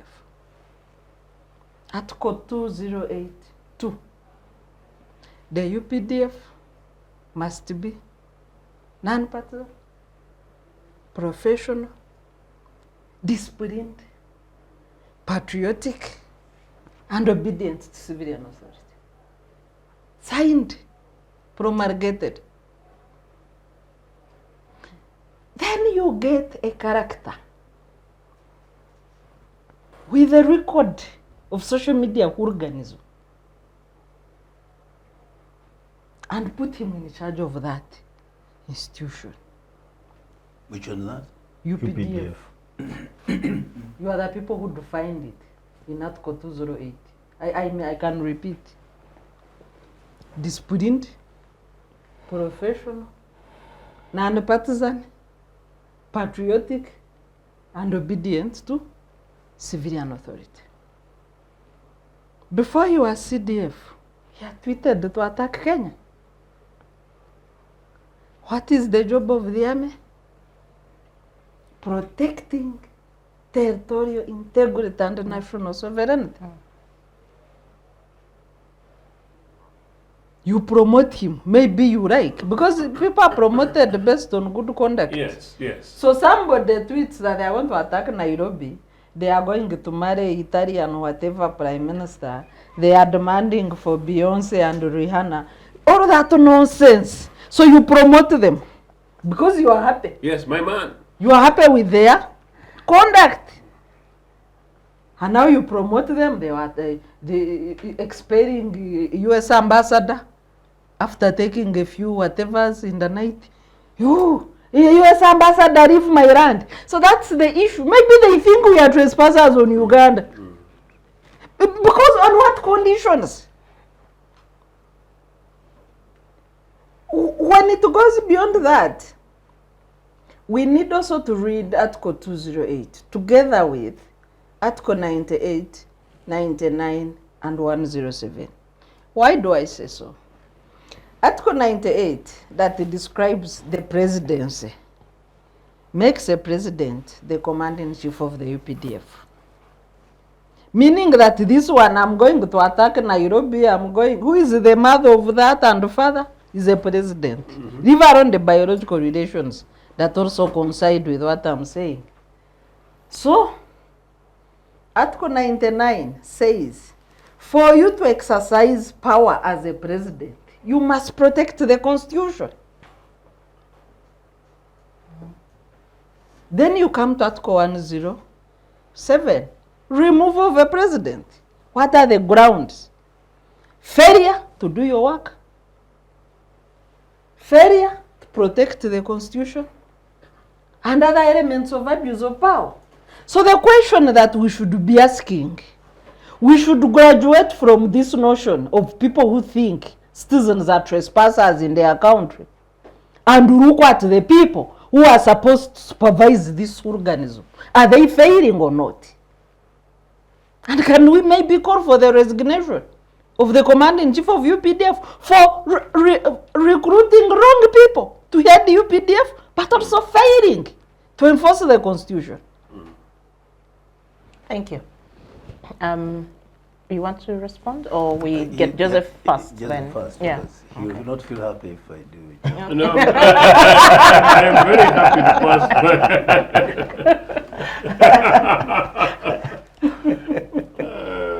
You guys, what are we talking about again? We're talking about tweets by the Chief of Defense Forces.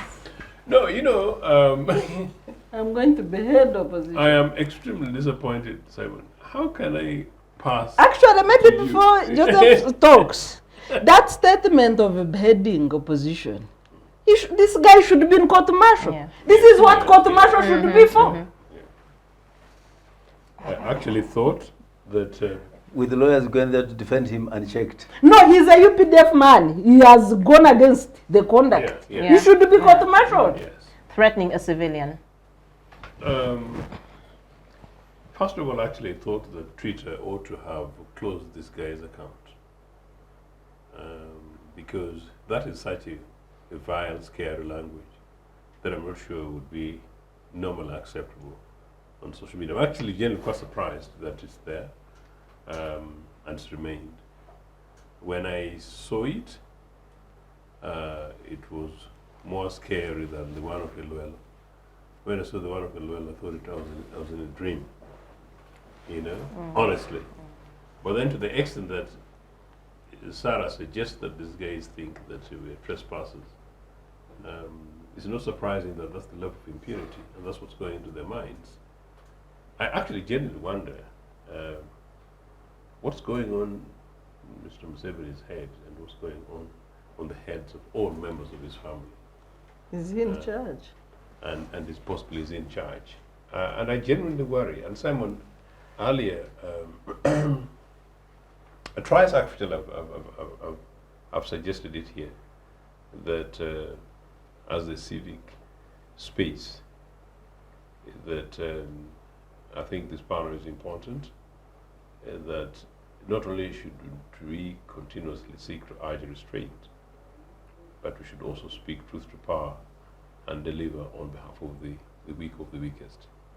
But it's also absolutely our responsibility to provide leadership, and that is to create an enabling environment in which we're able to find a way forward. And that's why I was invoking you much earlier, and I genuinely mean it, that if what is happening at Republic House and what's happening with the office of the most senior person militarily in this country is a treat in which you call a very senior military officer crooked leg, and you seek to want to behead or suggest beheading a human person, even if some tiny little kid. In that office, I would not expect a CDF to say that, well, you know, there's that little kid who broke somebody's leg in one day game. If I caught him, I would have beheaded him. You wouldn't say that. But here you're talking about the political leader of opposition, and sort of your father's quiet, sort of my good friend Kulaiji is quiet, sort of interesting the kind. But that's the boss of Courage. Well, but that's my What point. would he say? Because what did he say? The system is broken. Yeah. You know, the system is broken. And here I'm hoping that men of courage and wisdom like Simon come up to say, look, guys, we are together, this is our family, this is our systems, you know, we are talking from the same household. We think that when we pushed this constitution and what we've been trying to push as NRM, I think we need to review our positions, and possibly I think we need to seek restraint. Simon, I would like to hear that coming from you. Or else, I think we are walking as a country towards an extremely dangerous set of gallows. The streets that had been referred to before, about the US, about Kenya, about Egypt and others, all those were extremely concerning. But these two were worrying to me. And in any case, I have spoken to many people, for instance, who are from Teso, and considering the conduct of Eloelo and what people knew about him and how much sacrifice Eloelo committed on behalf of this young man and his family and the regime he represents, I think the payback is, nothing short of making people begin to say that, look, do we retreat into our own mini corners, particularly considering the fact that this is a man who one time talks Bachwezi and then the other one's an empire, and then when we come in and when brother we come in, of Jesus. the brother of Jesus, kind of stuff. So it's good. I don't want to say much, and particularly because I had offered earlier to give my time to Simon. No, I am praying. My prayer, though, is different from many of those people who pray that Jesus will come and rescue this country when Jesus is not able to rescue Israel, when Israelis commit themselves. But I'm praying that actually common sense prevails, that the fact is that the biggest prison we all have is our minds and our heads, and that Ugandans should open up our minds and realize that the street is a manifestation of the extremes to which we've gone, and that we need to be having an urgent conversation. And Simon, I would like to be able to make sure that all of us have urgent conversation about a post-treaty Uganda, and a post-treaty Uganda in which all of us actually look beyond these semantics of Bachwezi et al. Yes. Would you like to go? Yeah. In our first year class, we normally differentiate the two things, the state and the government. And when we are analyzing, we discover that that is a misnomer in Uganda.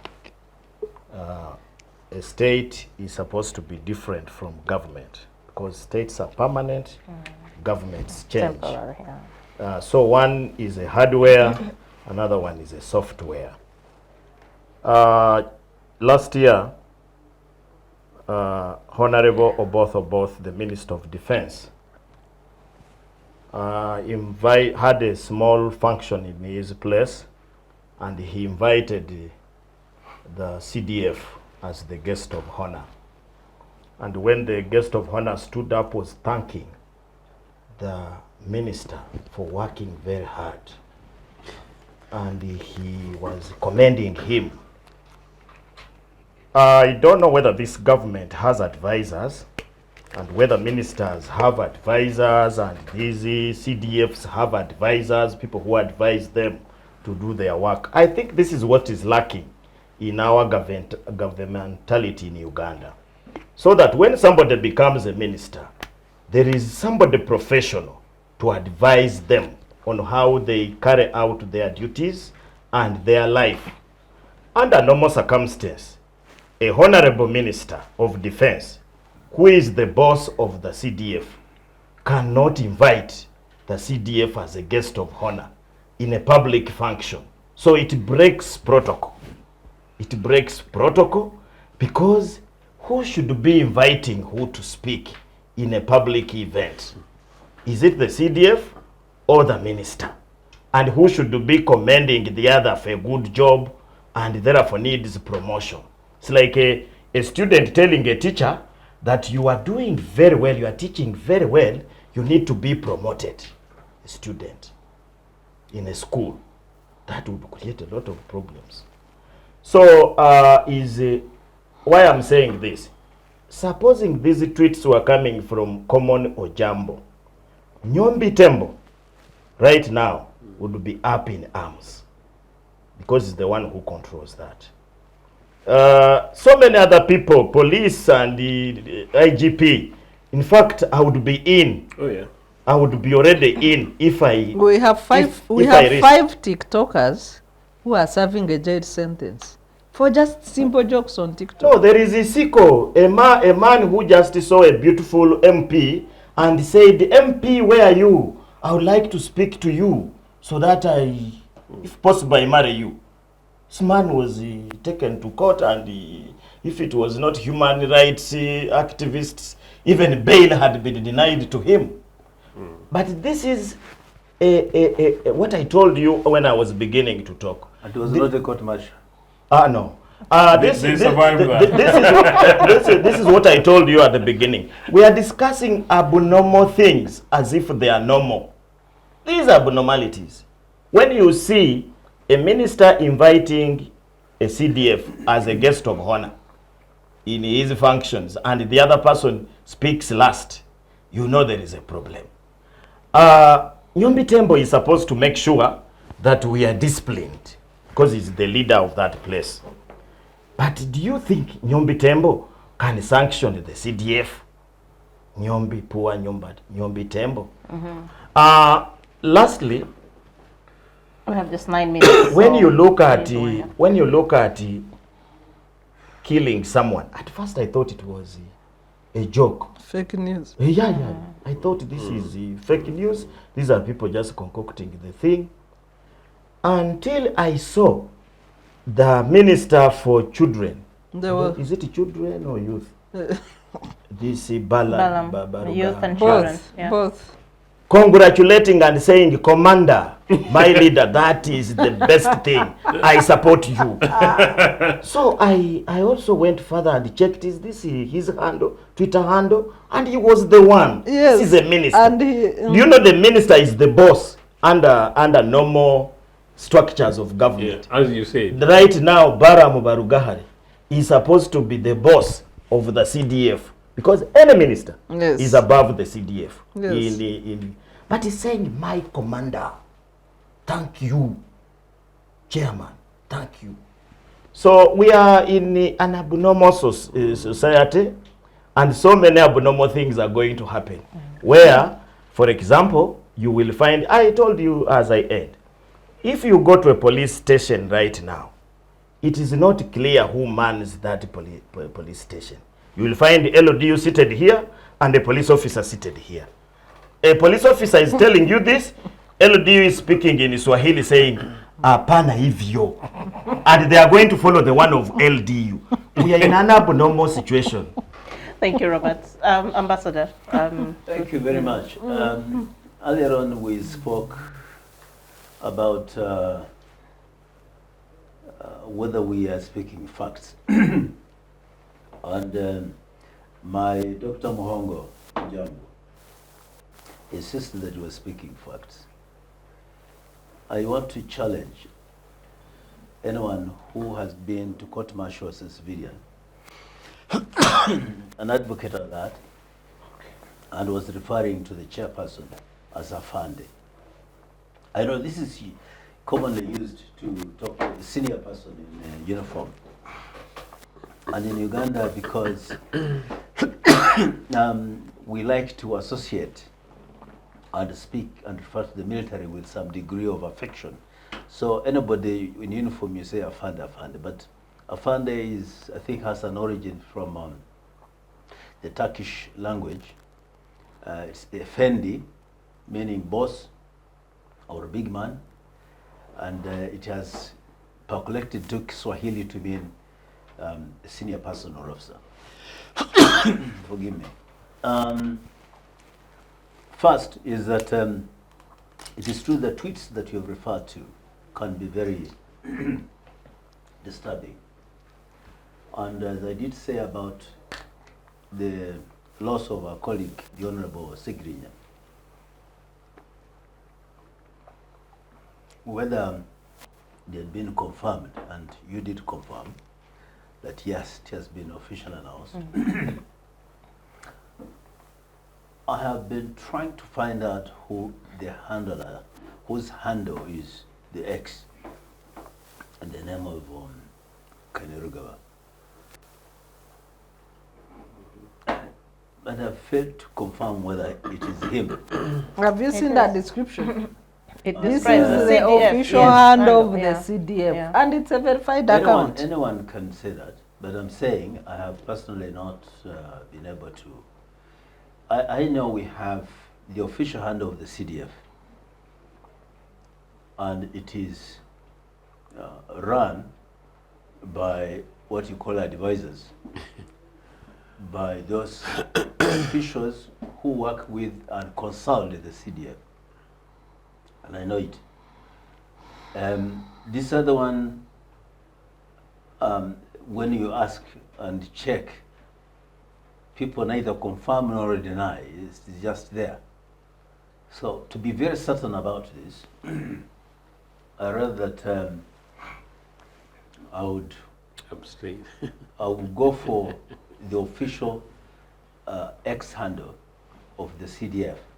If anything came on that, I'll be definitely take it up as a gospel truth from the CDF. This other one, I cannot commit my hand to say, I swear by it, you can chop it off, because I cannot be sure. I'm not denying and I'm not accepting because I have not confirmed. Now, regarding things being out of order, I don't think so, because if you said anything different, I'll be surprised as well. I would think things are out of order.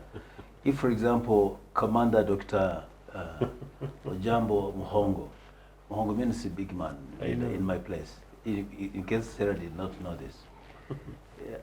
You know, I also thought when I grew up I should become like him. Yes, had you completed your training in Chankwanzi, you will not be talking the way you're talking. but because You'd have been fully indoctrinated. you left Chankwanzi too early, you mix up things. The ordinance in the military, as a disciplined institution, is so thorough that every step you take is supposed to be based on training, rehearsals, and discipline. Even walking, I can tell a soldier when you start walking, you lift your left leg, I will just know, and you are consistent, I would know this one is a soldier, even if you have not declared that you are one. So it is to that degree of precision. And the ordinance in the military cannot be mixed up. Now, where the police and LDUs, we call LDUs, I know that under the Constitution, the military can support the police as a civil force to carry out its work. And it's not in breach of the law. What we should talk about is the breaches of the law these people do. Those should be the complaints, whether it's military or you or police. But just to be seen at the police station, it should not be criminalized, because it is a force mix that is intended to augment, reinforce, support, work with for the peaceful and stable country.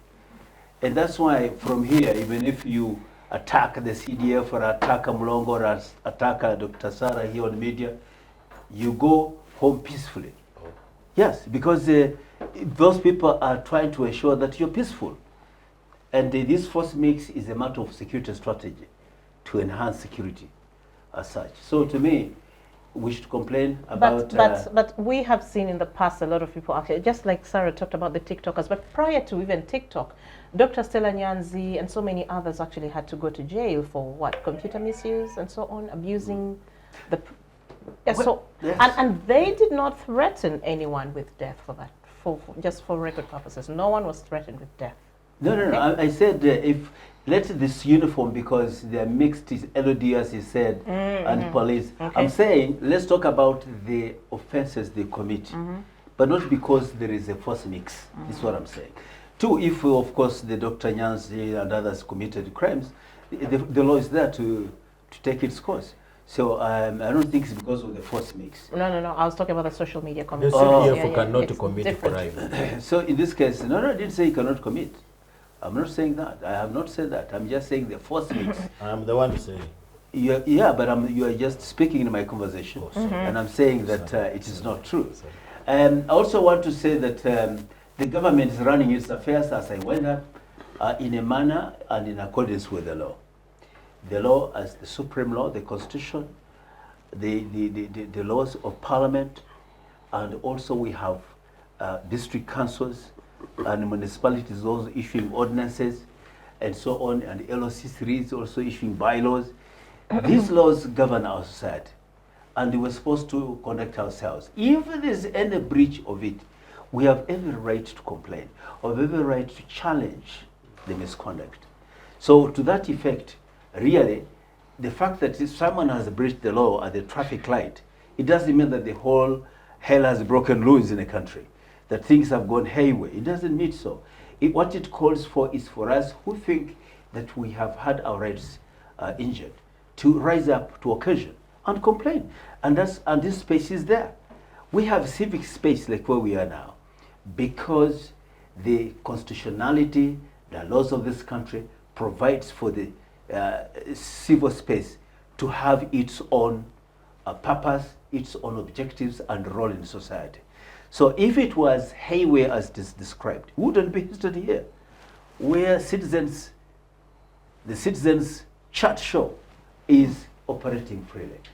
And I think thank the laws of this country, thank the government in this country, that despite all the complaints that people register, which is their right to register those complaints, we're moving on as such. Simon, if you don't mind, just a quick one, because you said you're not sure about the tweet and you're being very legalistic, whether or not it is the official hand of the CDF or not. But in the very unlikely event that it were true, is it something that you'd condemn? Of course, that would be a speculative question. You're asking me to speculate and make judgment. Yeah, but you know, and I know we are concluding. You know, Honorable Mulongo has smartly set his own discussion. I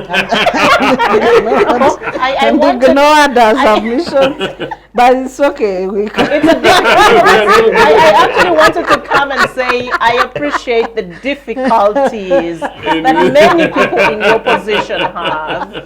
It is just practically impossible to defend or spin certain things. So I think the safe passage is to just actually not it is, comment. I want to be on record that I have not experienced any difficulties. And I also want to be on record that it is hard to spill beans, because once beans are to be spilled, it's being spilled and it's cut on the ground.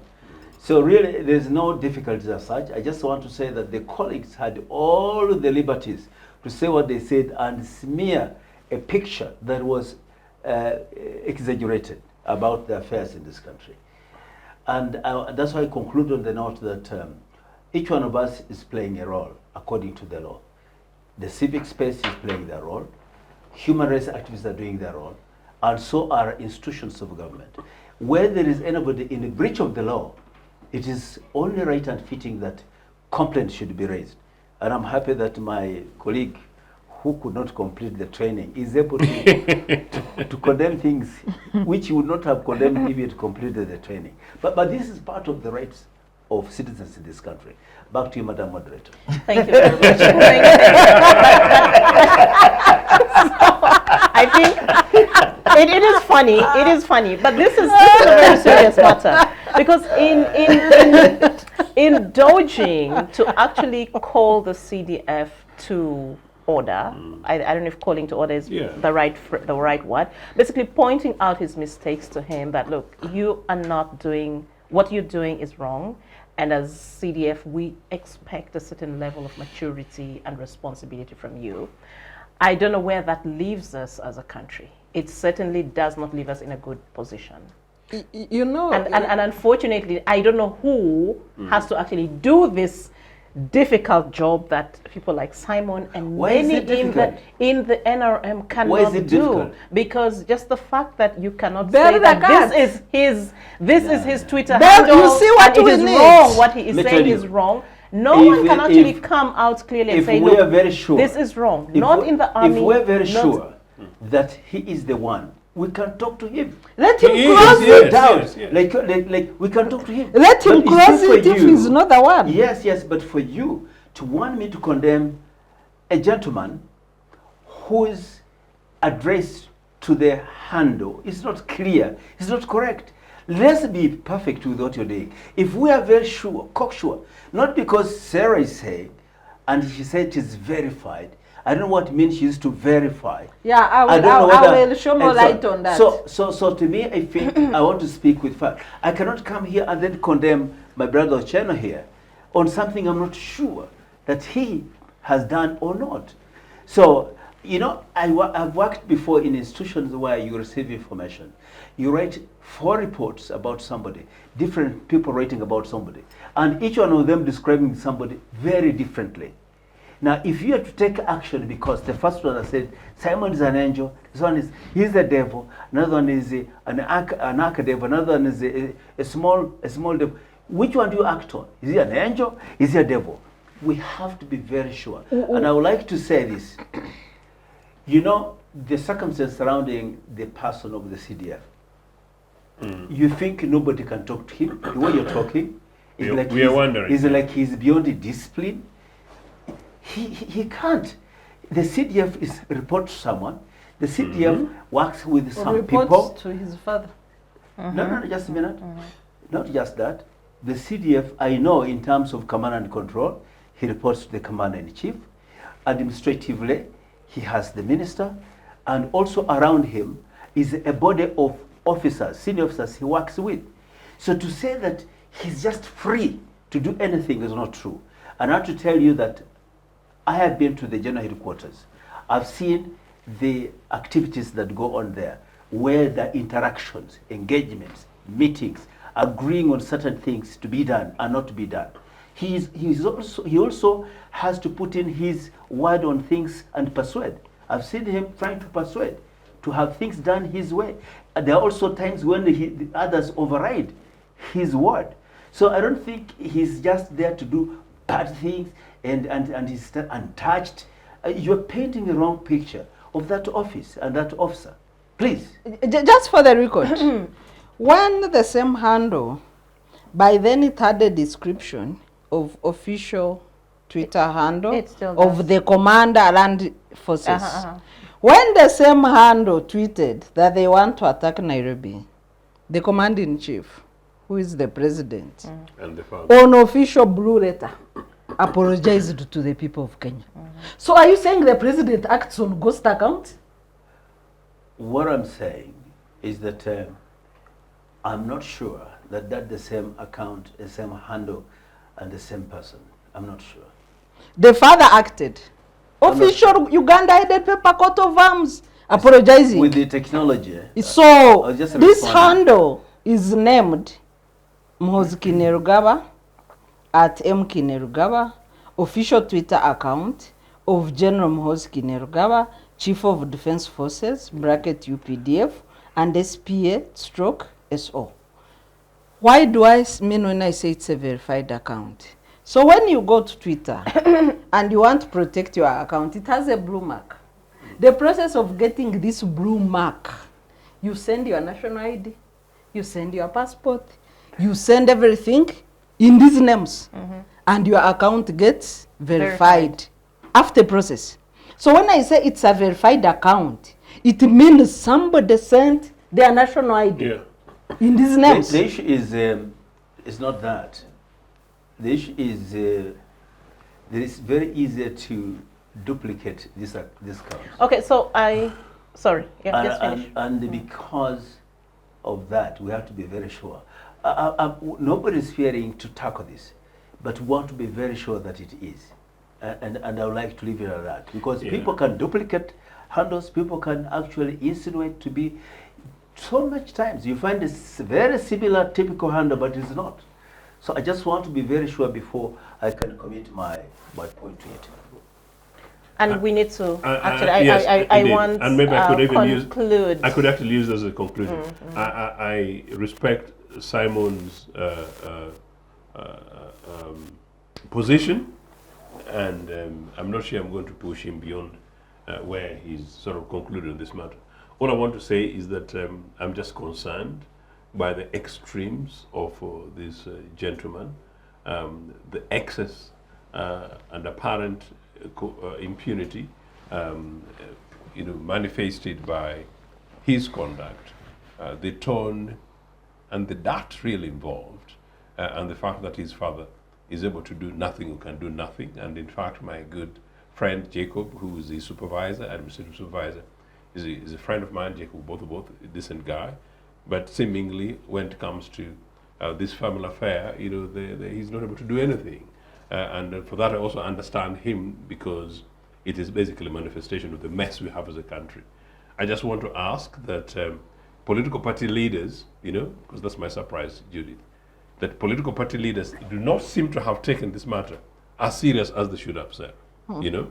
Because I've not seen, I thought this is something that would rally political parties around and together, and that possibly it would also rally around political minds, including friends in NRM, to say no. Does that include UPC? Of course, and I'm talking as the leader of UPC, and I hope you're able to join me and others on this matter, because very serious. I also am very disappointed that I've not heard from religious leaders on this matter, shockingly. Nor am I surprised anyway that possibly the Chief Justice has not said anything on this matter. But I think these are matters that should be of concern to everyone else, including senior guys in academia. But the fact that people have not talked about it, and it's almost like business as usual, shows actually how tricky a state we are as a country.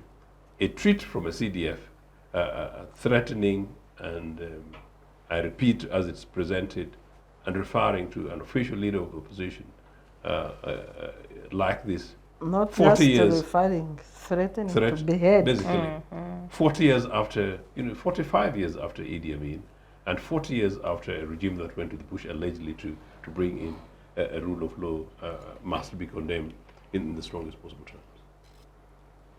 Thank you. Just very briefly, I think I will maintain what I said earlier, that whatever we are saying, and I agree with the Honorable Mulongo, that is not sure. And if we're in a very normal country, then the powers that be would have brought this person who is tweeting those things to books. So we want to encourage the police and all the security organs to make sure that they remove this embarrassment from our country. Let's hope it is not the CDF, but we want to see one morning that this person who has been tweeting, as Mhoze Kanarugaba saying all these bad things, If he's being impersonated, let him lodge a complaint. Has now been apprehended He's and an is adult. being tried here. So maybe, But, sorry, Doctor. Honorable Mulongo says he goes to these high places. Tell the CDF, if he's being impersonated, let him lodge a complaint. Yeah, for me, I am just encouraging the state that we have. And Uganda is our country, all of us. We like it. We don't have any other country. Some of us, we don't have doubles or dual citizenship. I am only a Ugandan by law. By other things, maybe you may find I'm from Congo, I don't know. But I am a Ugandan. So we all feel for this country.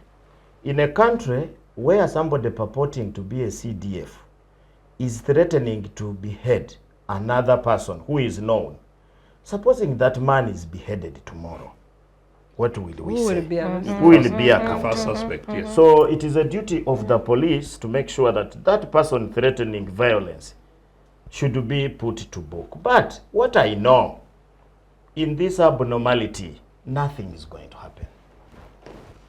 When the NRM people were in the bush, as a small girl, they used to use propaganda of Waringa. The president is speaking in a basin like whatever, monkey. That was the propaganda. Yes. I don't know whether other people had it. Into a cat. He's going to speak. He's coming as a cat. He's going to. So they are used to this. They are used to these funny things. So when now they could have put Waringa on Twitter, and now we are all discussing Waringa. So for me, the message to Ugandans: don't accept these Waringa things. Don't. We have a constitution, we have a country, we have a future to hand over to our children and their children. If NRM is repeating things of the Bush and Waringa, please tell them to go to hell. Is that where you end? Yes. Thank you very much. And the mic is for you now. Am I the final one? Yes, you are the final one. 1 extra minute, yes. He has finished. Thank you very much. I first of all want to appreciate the fact that we're able to speak about issues in our country in a free and very candid manner. And from the civic space, we're able to express what we think is not right and what we think is right. To me, this is a credit to this government for this. And I'd like to encourage colleagues to be able to speak up their mind for what they don't like and what they like. For the population, they should do the same. What's important is we must respect the law. The issue of the court-martial is that the court-martial operates as a creature of the laws of this country, and they follow the laws that establishes them. And it is very clear that any civilian who behaves like, acts like, and with the military should be treated in a manner that the law prescribes, that your destination will be the court-martial. And what we have learned today is that it is very important the court-martial steps up the issue of discipline within the courtroom so that there is civility, there is respect, there is observing and contributing to the proceedings in a manner that everybody is respected and listened to.